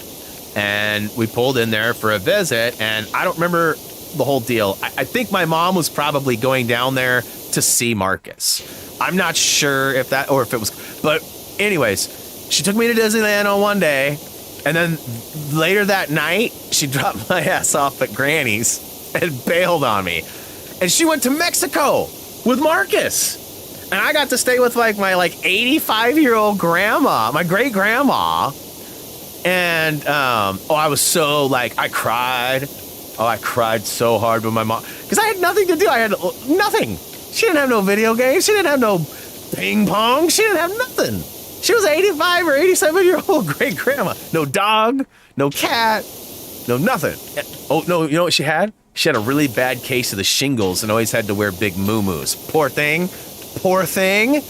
And then she got left with me, crazy 10-year-old Brian. Whew. Anyways, it was all supposed to be like a fun trip. Like my mom went down for the night. She was going to go down there, go to some festival or something for the day, and then come back that next day. Well, on their way back, they went through the border check or whatever, and Marcus had an old Vanagon, and it was loaded up with all this natural stuff because they went to some fair or something, probably like a country fair or World's Fair or something, probably hippie fest down in Mexico or whatever. And they detained him, and they arrested my mother as well.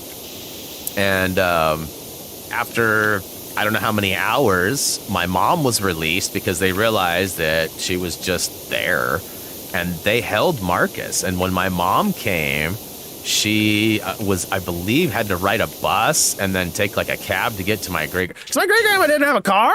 She didn't have nothing. And yeah, crazy. And that was when I was somewhere between probably 8 and 10 years old. So I always hated that dude. Not because he was a bad person or anything, but he got arrested and he made a terrible situation worser. Don't get arrested with my mom. Are you kidding me? And so anyways, Apparently, she somehow thinks or found out that he passed away, but she doesn't know anything about it and thinks I'm going to be able to uncover some magic, some mystery. Like, Mom, I know I watch Only Murders in the Building, but like I'm not a detective. Like I don't know how to solve these scenarios. Oh, my mom, so my mom, she had a very active lifestyle. Like I don't want to be mean or like poo-poo on my mom or whatever, but like when my mom found out she was pregnant, she was not ready to have a kid. Not at all. She was not ready to get married to my dad. In fact, she'd been dating some other guy. My dad and her had broken up, and then she found out she was pregnant, and then they like did the math and realized, oh, and then they like immediately started planning a wedding. So like they weren't even together when she found out. And she was 20 years old when she had me. I mean, that's pretty young, especially in the late 70s. That's pretty young. I mean, it's younger. My grandmother had my mother when she was 16. So, I mean, it gets younger. But I mean, so my mom felt accomplished. She made it further than her mom, but she was not ready to have a kid. And she was wanting to be a model. And so when she left my dad, that's what she did. She went to be a model. So my mom's got like, all sorts of stories of like, doing like runway shows in Vegas and California and all over the place. And the things that come with it. Some guys tried to abduct her and her friend Randy one night. And Randy was just an absolute drop dead gorgeous, like 6'1", blonde hair, blue eye model. And they were out in the town and they were out with two guys, and car pulled up and literally grabbed Randy and started pulling her, and my mom locked onto her, and they tried to drive off with Randy, and they had my mom pulling behind, and luckily my mom was able to get Randy out, and the cops were called and the car took off. And my mom's got some pretty wild stories of stuff like that. She definitely lived a very busy life, running an art gallery with a photographer who was very spiritual, and,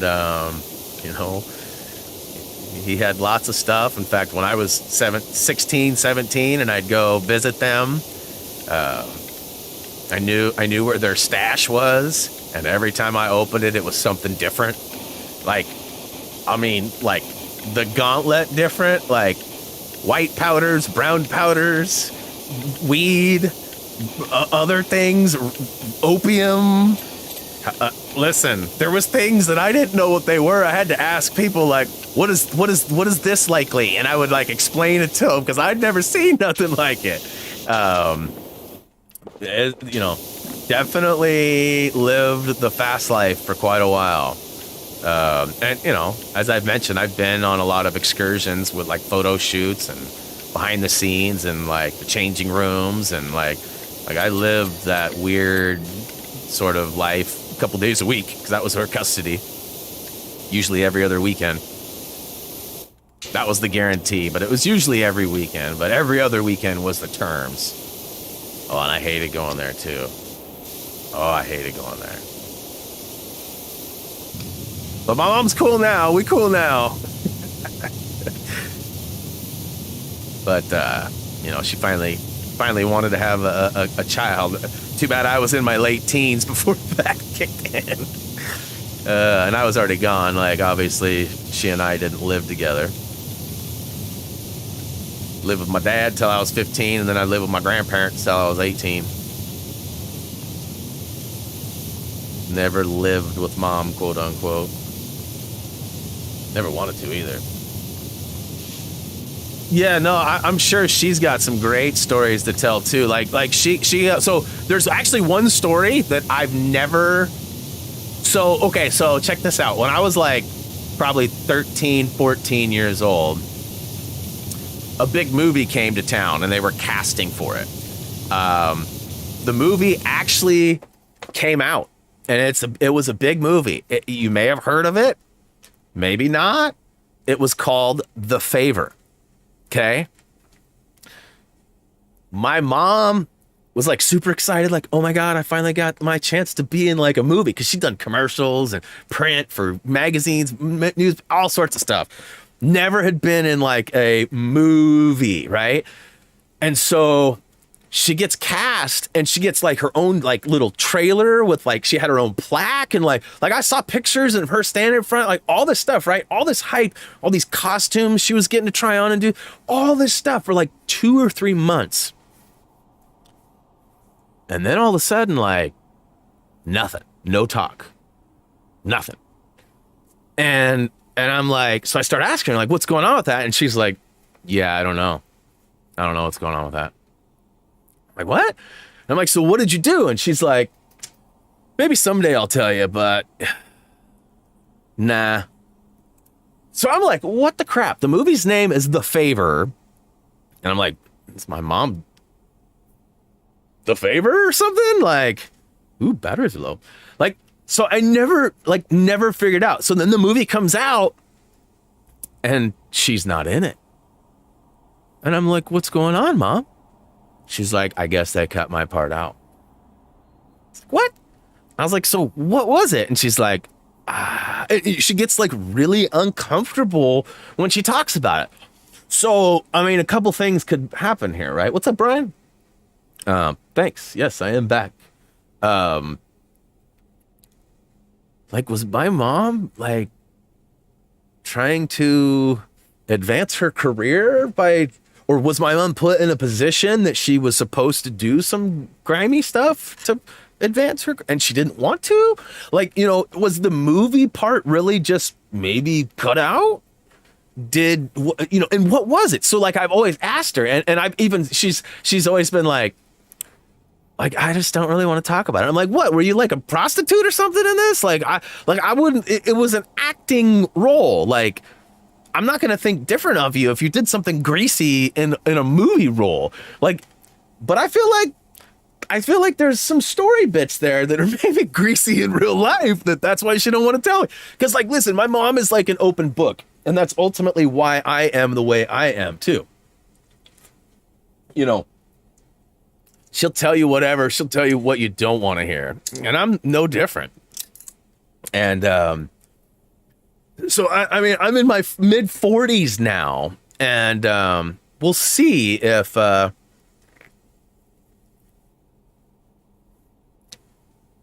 the crap? What's happening here? That was really weird. Hit the panic button there for a second. So next time I see her and talk to her, which will probably be in a day or two because she thinks I'm like this super sleuth on the internet. Like she has a better chance of having Reese find something, you know, because he's all plugged into the TikTokas and all that stuff. Where I am not. Although the other day we were talking, I asked him, I said something about TikTok and he's like, bro, I don't even have that on my phone anymore. I got rid of that junk. I was like, oh. So again, surprises me sometimes. I'm like, good for you, bro. Like you got plenty of stuff to waste time on, like YouTube and other platforms. And I mean, it seems like there's like some decently funny and good entertainment on TikTok, but it also seems like a lot of these moments,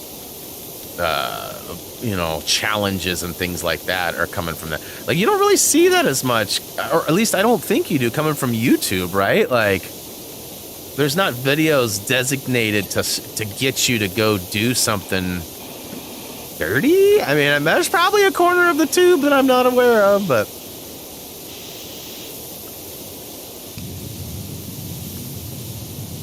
I know there was some really bad stuff mixed in with the children's stuff a few years back, but I thought they got rid of most of that.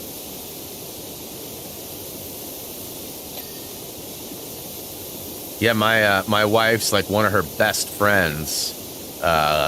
She spends a fair amount of time on TikTok, like waiting in between. Like, so her job, she has to, she basically has tons of meetings is the easiest way to explain it. And sometimes she has to travel for meetings and then she'll get to the destination and sometimes she'll be there 10, 20, 30 minutes early. So she'll just like have all this time to to kill.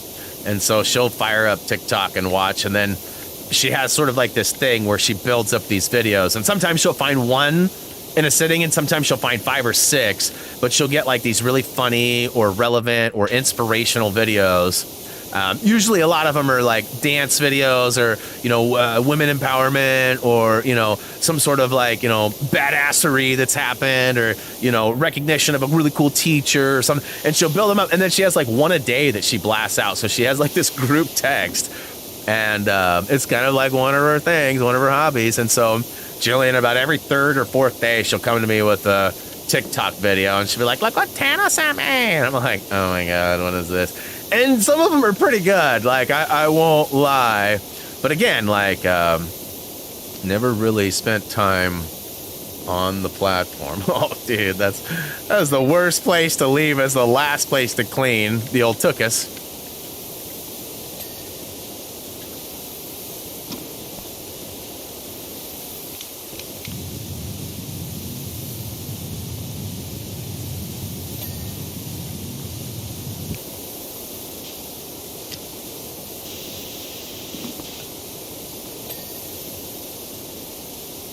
All right, 88%. We might get this bad boy done yet. Probably not. Although, as dirty as this stuff is down here, it is fairly forgiving. On the percentage wise or whatever, because it seems like there's a lot of scraps that I'm gonna have to hit, and then all of a sudden it's all ding. Shoot, I'll take it. You're gonna give it to me, I'll take it.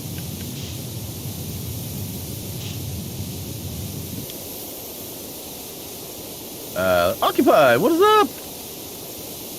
What's going on? Worry the controller will drop when I'm in class. What is an EMT?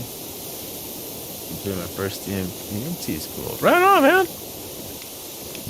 Last I heard, that was your plan, so glad to see that you're pursuing steps anyways. I personally, I'm grateful for people who do that. My cousin's actually a search and rescue EMT. He started off and he used to drive an ambulance with a group. He had like a 3 or 4 man crew or whatever it was that they alternated days and whatever. And then he sort of moved on, and now he does a lot of the search and rescue stuff. In fact, he's been on the news a couple of times in the last year or 3. When people get lost out in the woods or whatever, they'll get recovered, or if they're doing like a full-on search for a kid or something like that, or a hiker that's gone missing. Like, often my cousin Jeff is involved in those things, not necessarily like the spokesperson or anything, but he has been on TV, interviewed a few times since he's been doing this. Chopper rescues and things like that, like cool stuff. His sister is actually a nurse, and she's right now she's finished her residency and she's moving to a new place. So I believe she's pursuing her doctor's degree. I'd have to ask my wife or her. Yeah, and so that's really cool too. I personally, I don't got it in me, you guys.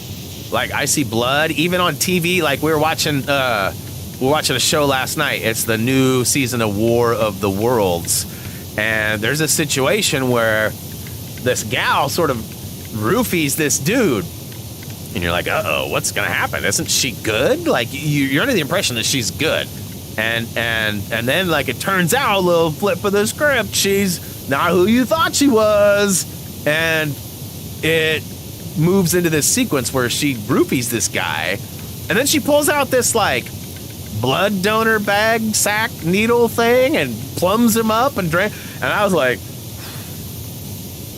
I was having to breathe heavy just watching that last night. I was like, nope, I'm done. I just can't, for some reason.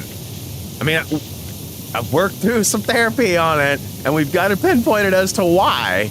But for some reason, I have a hard time with it.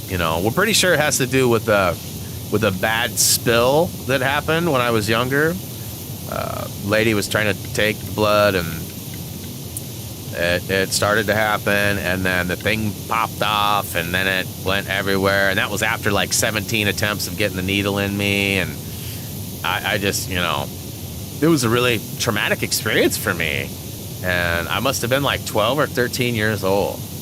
And, you know, blood spilled all over the place, all over my arm, all over my shirt. I get nauseous even just thinking about it. People start talking about like heart problems and stuff. I get nauseous.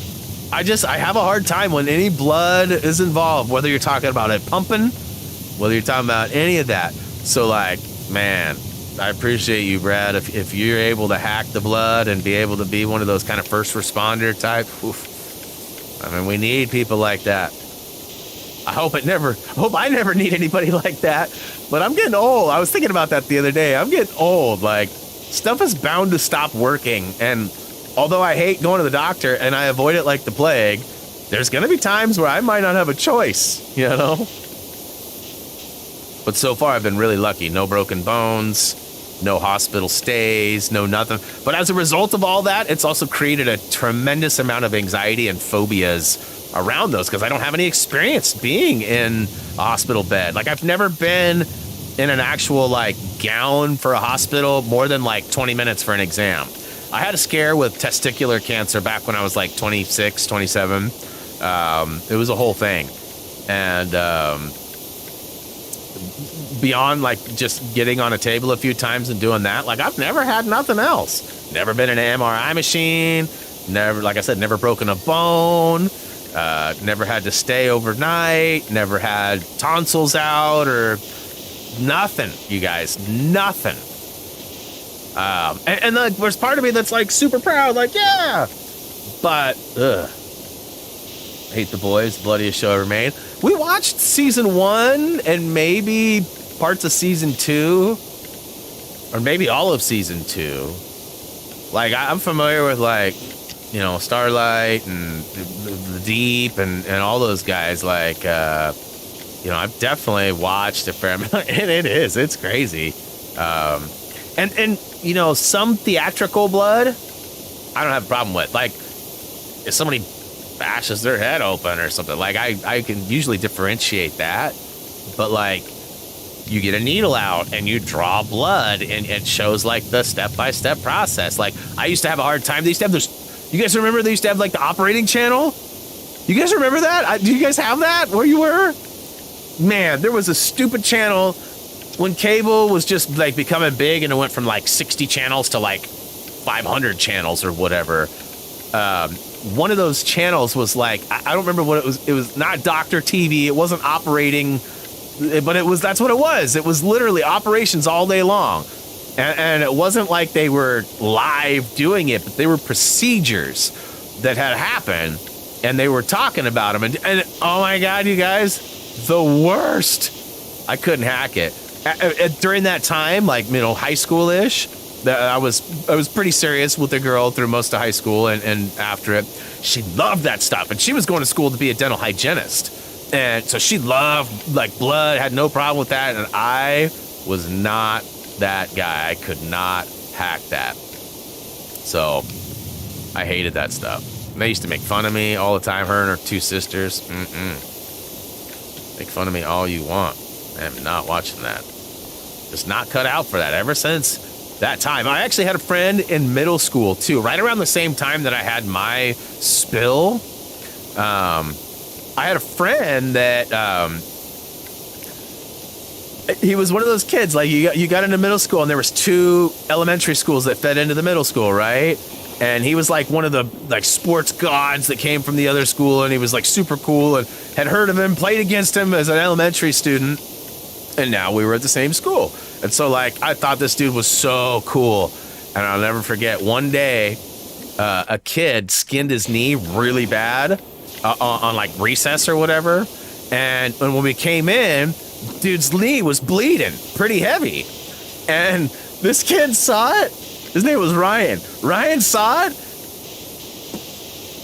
Stout right there on the scene. So then the teacher was like, oh my God, we've got a blood dripper over here, and we've got a guy passed out over here. And I just remember thinking, like, you can pass out from seeing blood? Like, I remember thinking that. And then, like, shortly after that, my whole thing happened. And it was like, ever since then, like, I'm pretty sure there's a relation there. Like, had I never seen Ryan pass out and I had that blood incident, I don't know that I would still have the same feeling.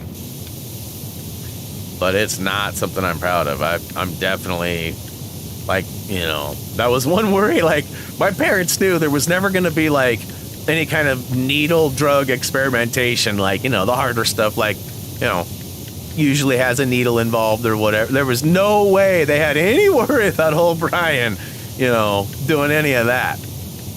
Because I couldn't, even if I wanted to, I was like, oh, I gotta have it. I couldn't. I'd have to, like, not a doable thing. So, in a roundabout way, it's good, right?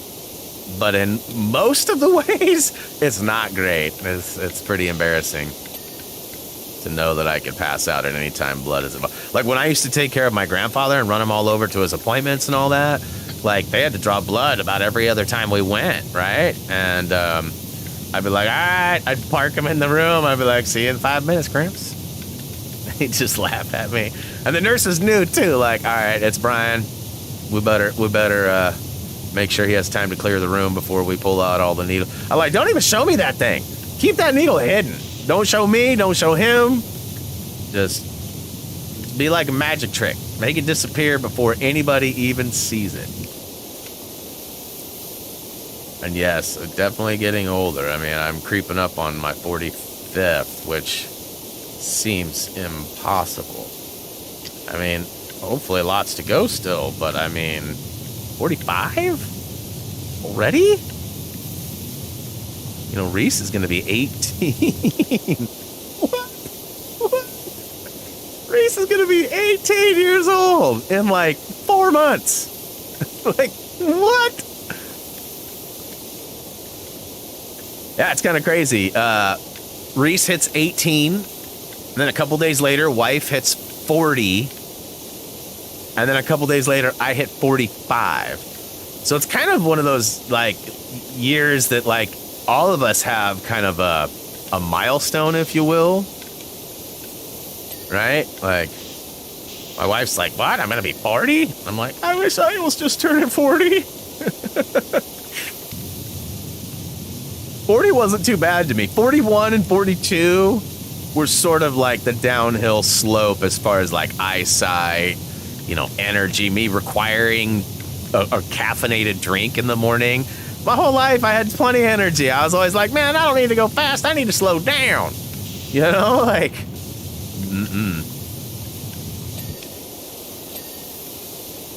yeah, come on, make these ring.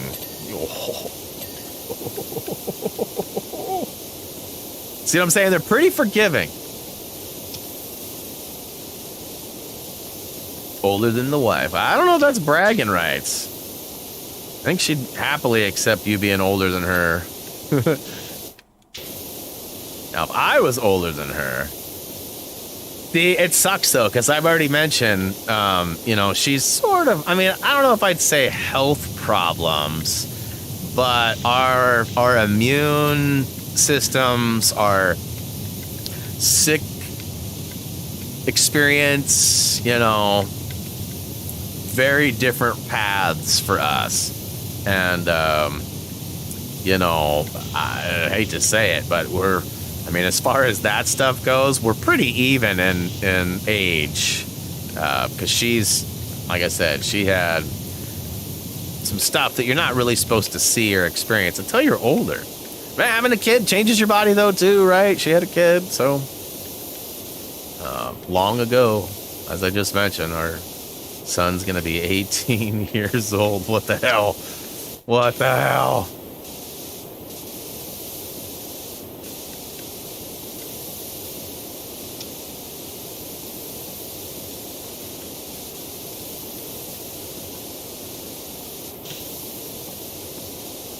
And all the doors that are about to open up for him at 18, right? Like, and there's voting, rated R movies without parental consent. There's lottery tickets, like gambling to an extent. I mean, there's some clubs he can go to that are probably not mom approved.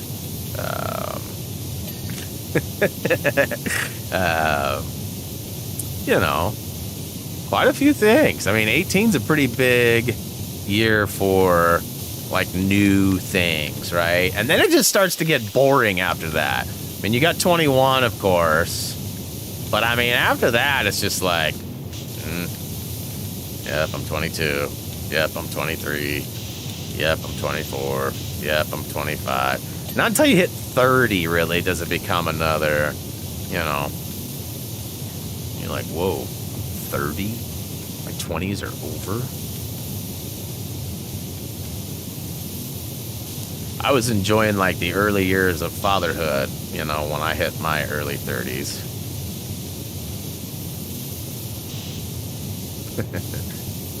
Crazy how long ago that was.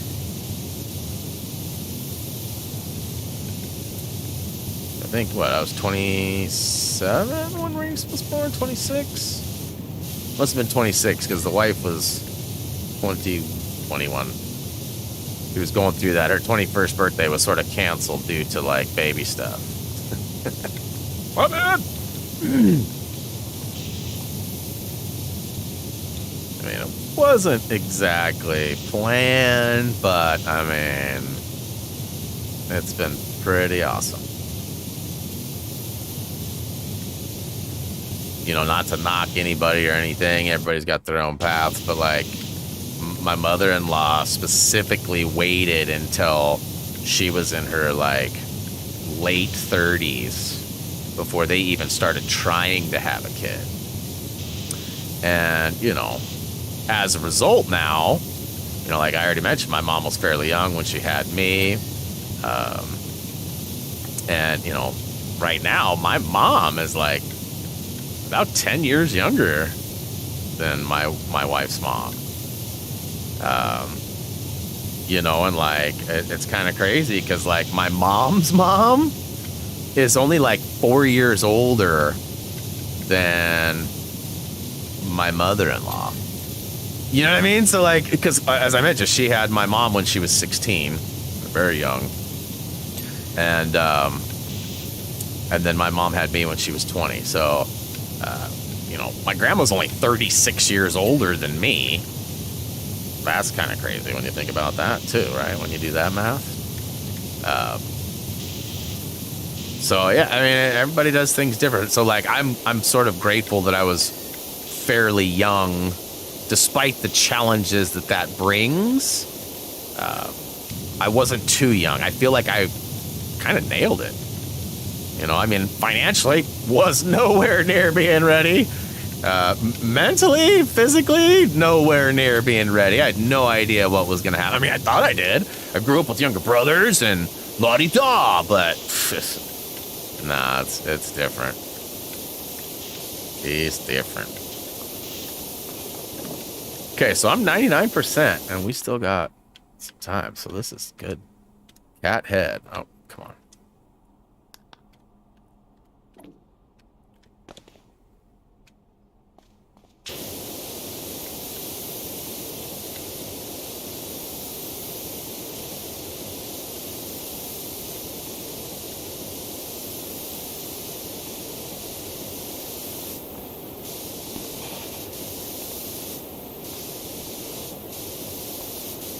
Alright, this has got to be, like, done.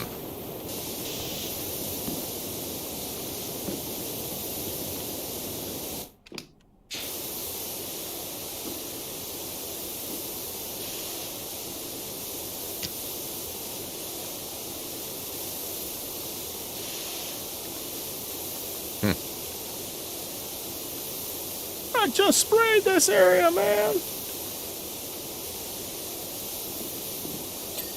Booyakashow! All right, side hatch. Step. Okay, so one of these steps. Ooh. Boy, my stomach is tripping. Feed me. Feed me, Brymore. All right, windscreen frame. So that's going to be... Come on.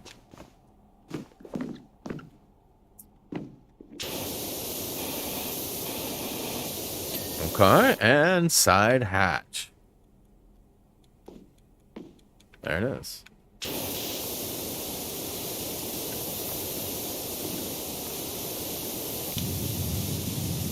I ain't messing around.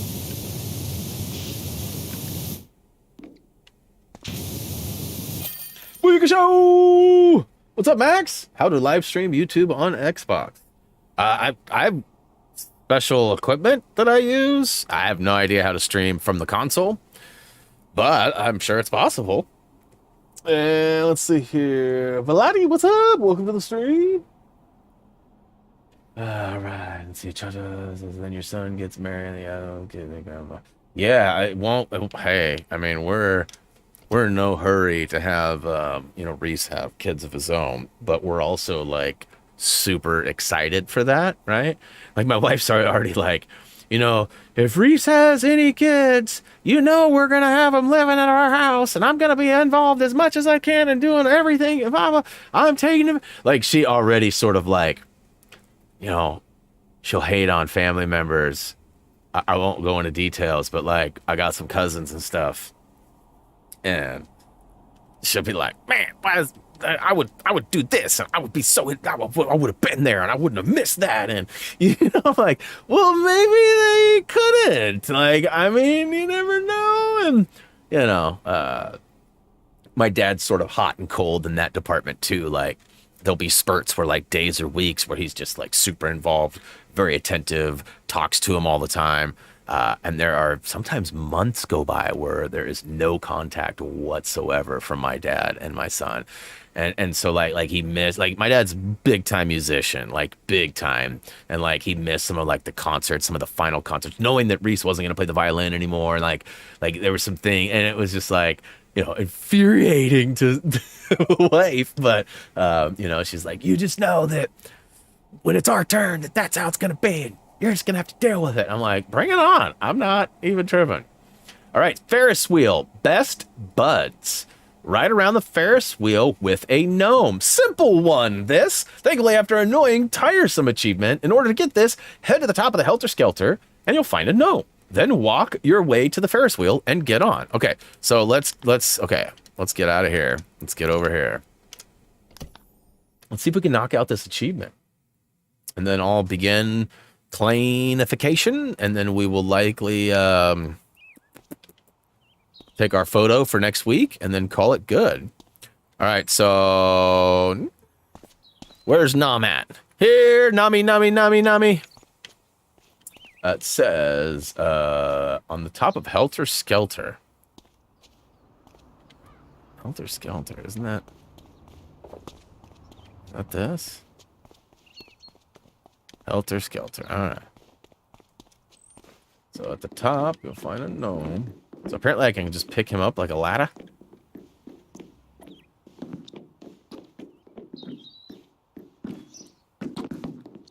Huh.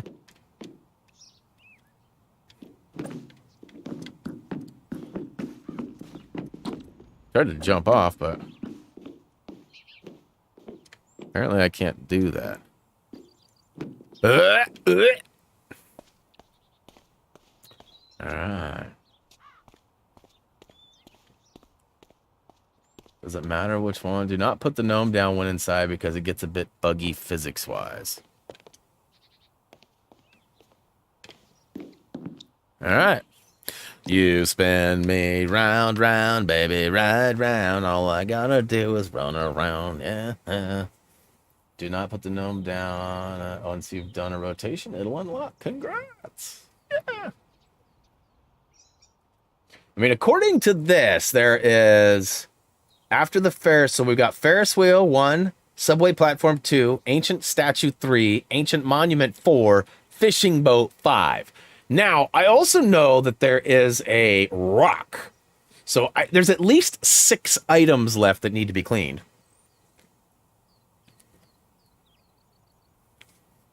But I mean, that might be like next week.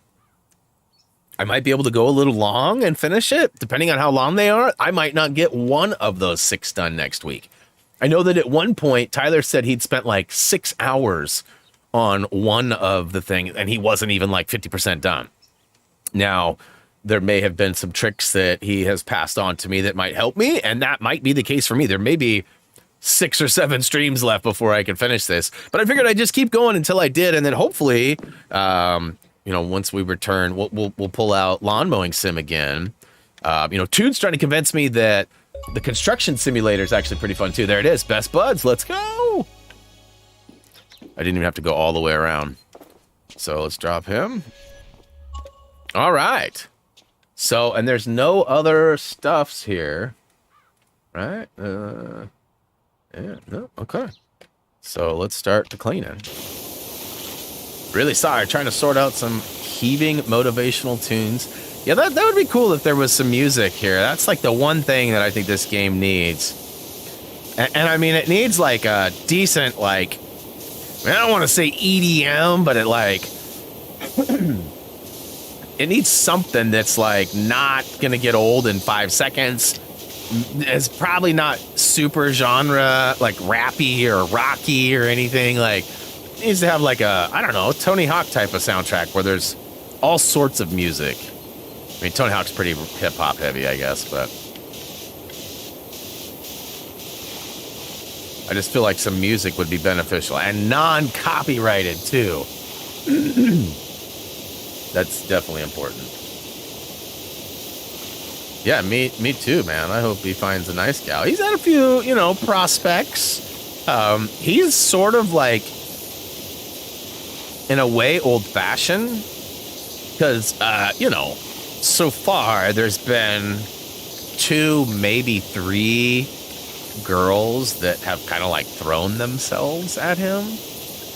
And, like, big time. To the point where, big time decisions could have been made. And nope.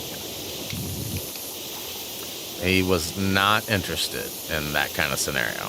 A couple of his friends and people, even from my era, opportunity, not, they jumped, right? So everybody's got a little different path and different stuff. And, at some point, the time will be right. All right.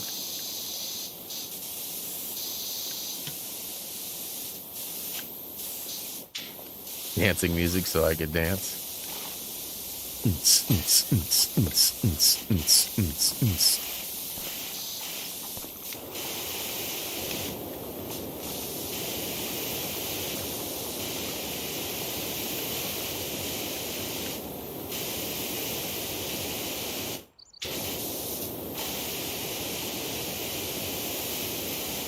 Just stripping it right off.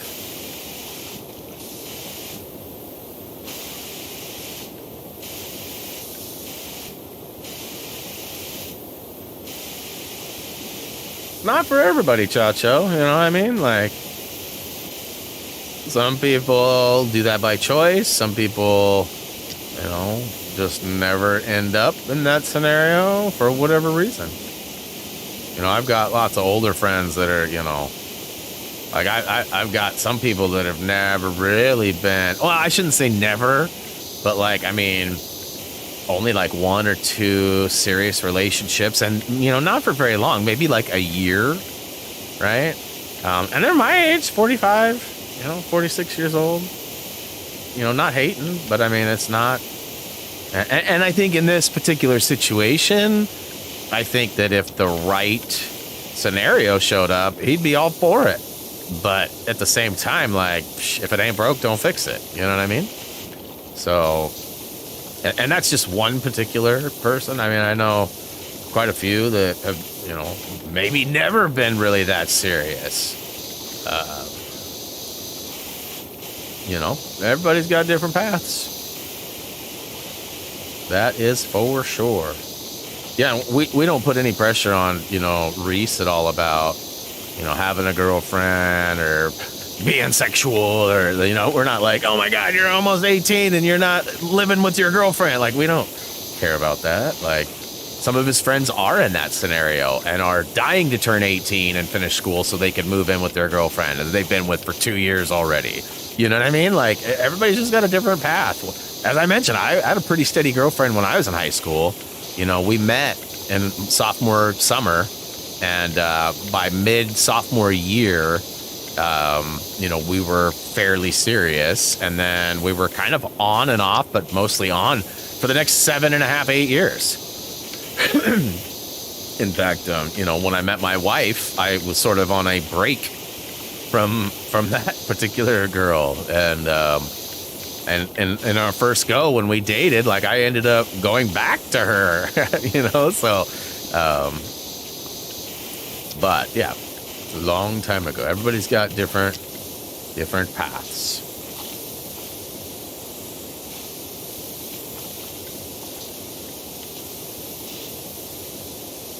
Yeah, you know, like I dated the one girl for I guess it was 8 years, just around 8. And of course there was a couple of offs, right? Like where we were not seeing each other for like a month or 3 or something, right? But you know, we were pretty consistent of being together during those years. And you know, and then had a few smaller things sort of, you know, during those breakups or whatever, and then, you know, the wife and I started hanging out on a more serious level, and that was it. Over. Punched that ticket and called it good. Hopefully she still doesn't regret it.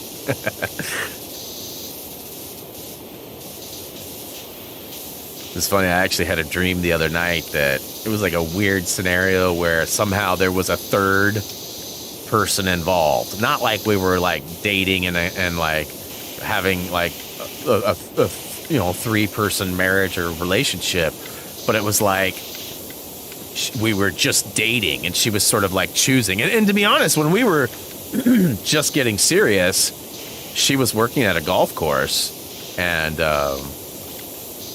there was a guy there that was very interested in her. And the guy talked so much trash about me.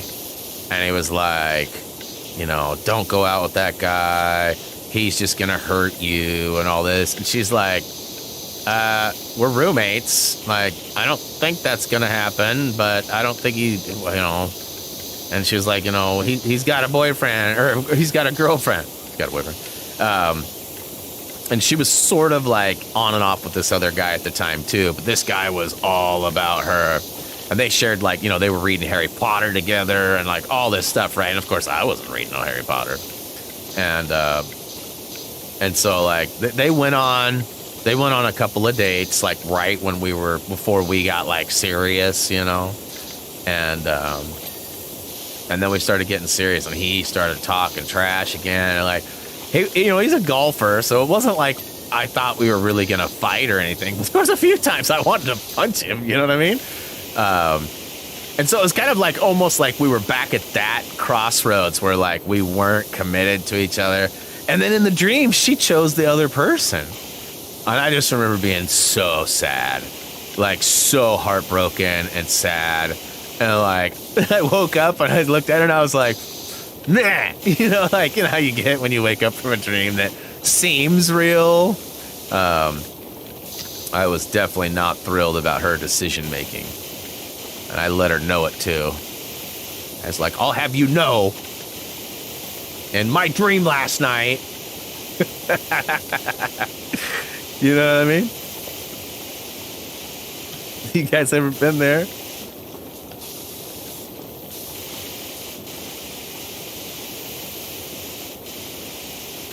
It was not a great feeling. Then it was funny because we're like watching a show, and this big event happened, and like there was like all this confusion, and like people were having these memories of things that may or may not have happened to them, but they seemed real, and like, you know, they like vivid dreams, like, oh my gosh, I could smell my unborn baby's son's hair, you know, and like all these things, and because like in the world they were in now, there was no baby, right? But in the other world, or these memories, there was a baby. And I just remember, like, one of them was like not with the people that they were supposed to be with, like they weren't husband and wife. And I was like, man, this is like my dream the other night. And she's like, you and your stupid dream. I'm like, yeah, it was stupid. It's terrifying.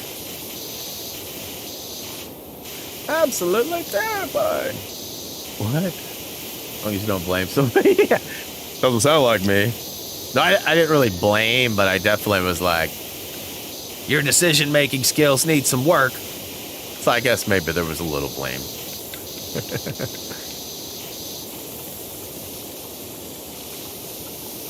All right, so we're getting this whole lower area nice and shiny. And it won't be long before we can take our photo for next week. And again, I mean, we're making good ground. Like, I'm further than I thought, right? I wanted to get through the monster truck and finish up the other area that we were on, whatever it was, the fire truck. Was it the fire truck? No, it was the airplane. It was the airplane. And we got that done, the monster truck done, and we even got the frolicking boat or whatever the crap that was. And we're pretty, well, we're 10% anyways into next week's big attraction. I know this one's going to be a pain too because, like, there's moving parts and you got to wait for things, right?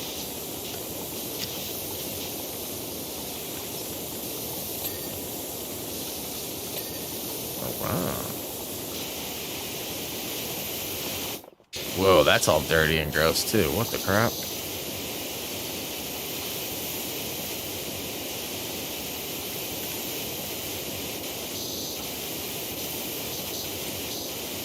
Jeez, all these slats. I hate boards.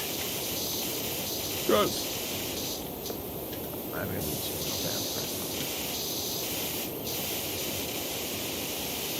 Oh. When the other gym comes in, I was like, which break? But I mean, yeah, like, that's epic. What do you mean? I am Jim. Pam is my wife. But you're not in this picture. But your baby. Ah! Oh, it's such a good one. I mean, the Jello's always good, but that's like one of the best. One of the best. All right, let's get to 15% here, or at least get this cleaned off over here. The generator. And then we'll take our photo and we'll wrap it up for the day. Feels nice to be back.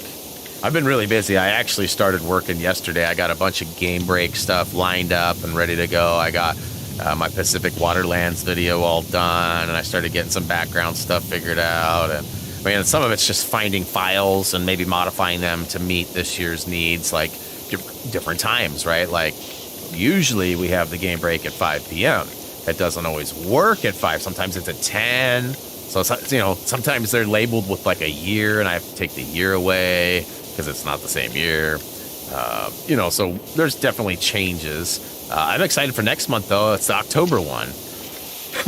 And, you know, it's been around for, what, 3 years now? But I do like, you know, the moving, the wolf, the werewolf. It's like animated. It's like one of my very few animated backgrounds. I always say I'm going to work on it and add more, but this next month, you know, there's a couple of things that I'm going to be working on that are HTG and not related. We had to get Reese's senior pictures taken, and we've got a few things on the list. Plus, the NBA's coming back, which is definitely on my radar.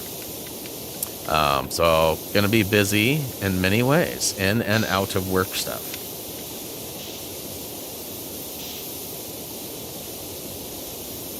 Yeah, senior pictures. What the crap? What the actual crap, man. Luckily, we have a friend photographer. Sadly, they moved to Arizona, though. So we were like, oh, no. Like, we've had it planned for years. And then, like, here we are. We're like, oh, no. And we hit him up, and we're like, hey, you're not going to be in Oregon by chance, are you, anytime soon? He's like, actually, yeah, I am. So you have to turn in senior photos, I think, by like November 2nd or something like that for the I don't know, yearbook and all that. Buddy's going to be here in October, so we'll have no problem getting that done. All right, I know I'm getting sort of distracted here. I was supposed to be doing just the generator, but that wall, ugh. I really was just following the cord and then finishing the wall, right?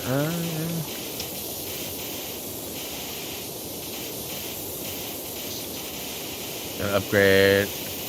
Oh.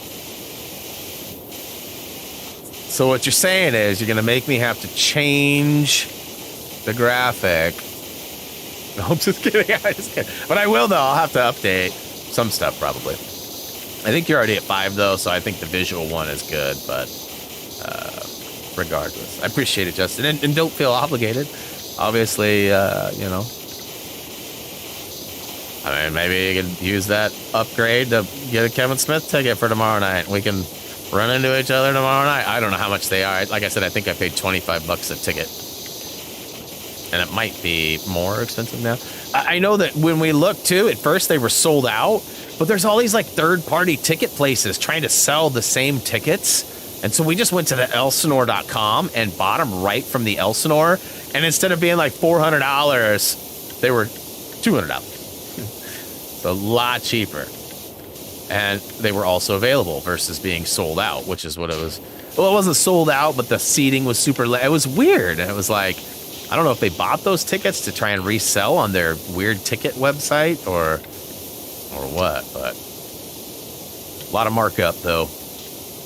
We avoided that. All right, can I get a ding on the generator, please? Oh, the top's probably going to need cleaning, eh? Yeah. I forgot about the top, yo. Well, good. We'll be right about 20% then, which would be a good start for next week. And it's just willy-nilly. We just got to get it clean. There's no worry of achievement or anything because we already got it. We already got it.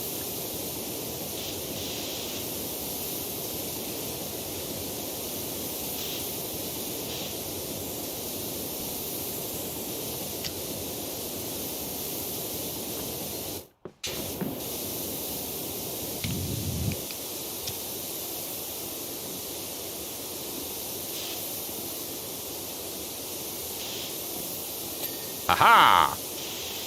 18%. All right, I'm not quite to 20 yet, huh?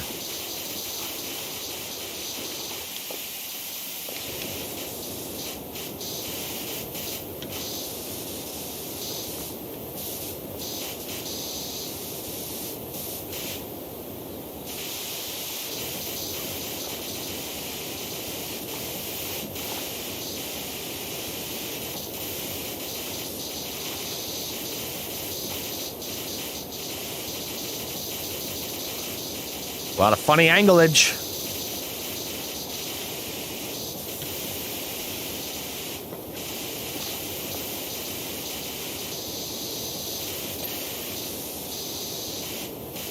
Still only 18%. Come on, man.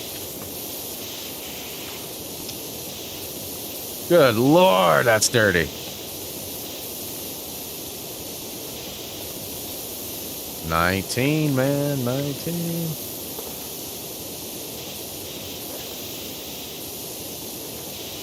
All right, Greg. Thanks for hanging, dude. Have a good night, sir.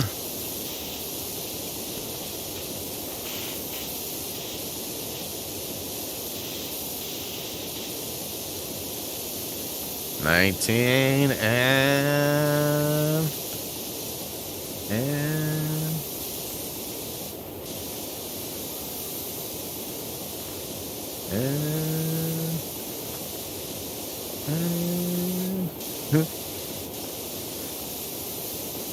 ooh, them lights are dirty, dang. Hey, FBI, what up?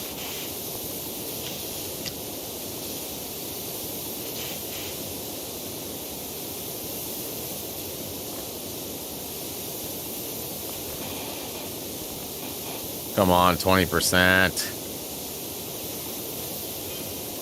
Aha! There it is. Just finish off this lower part of the leg here.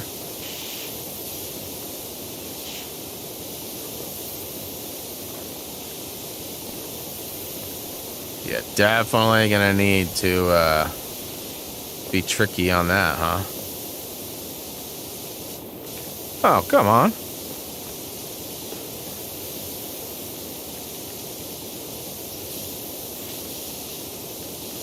All right, this is getting out of control now. It's gonna end up being 21%.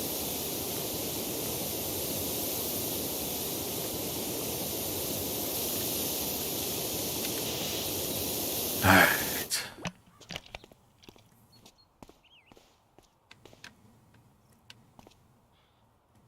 And boom.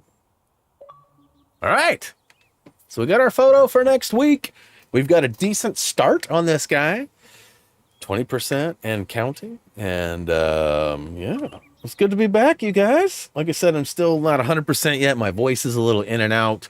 Energy levels, I think, held well for the stream. We'll see how the rest of the day goes.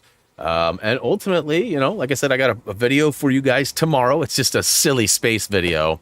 Literally one Kyber comet. That's it. There's not even like a character token or a race or anything. There's not even a space. Like sometimes you get in the space battles. I didn't even get in a space battle. It's like 2 minutes long, sort of almost embarrassed that it's like, but I mean, it's following my formula that I've set up. There were going to be a few of these that had a couple of like nonsensical, easy things. And this happens to be one of them. And then I've also got a video set up already for Saturday. So we'll see if I can get a couple Saturdays ahead. I might release an extra one early just so I can get them done. I want to be as close to being done as possible once we get to the holidays, which, as I already mentioned, we're looking at December 24th as my sort of completion for free roam. And then, you know, we got some other things too that we need to knock out, like a couple of challenges and other stuff. So, guys, much love. Thank you for hanging out today. Thank you for watching, whether it was live or after. And don't forget to hit that like button, drop comments and all that fun stuff. And of course, I'll be back live on Wednesday. We're going to jump back into Pac-Man is the plan. I figured I had fun playing it. You guys seemed like you had fun watching it. The numbers were okay. Surprisingly, it might have been because it was a choose your own like vote thing. We'll see how Pac-Man holds up. If it's not good, we'll just cancel it from moving forward. And I'll play that on my off time because I do feel like I might be able to platinum that. And then, you know, we'll figure out another game for Wednesday. And Toot will likely be involved in that. So exciting stuff. Exciting times. Hey, guys, you know the drill. Head on over to any of our social medias. If you have not already, please check out HappyThumbsGaming.com. I hope you guys have a good rest of your day. And I look forward to hanging out with you on Wednesday. As always, until next time. Swoop!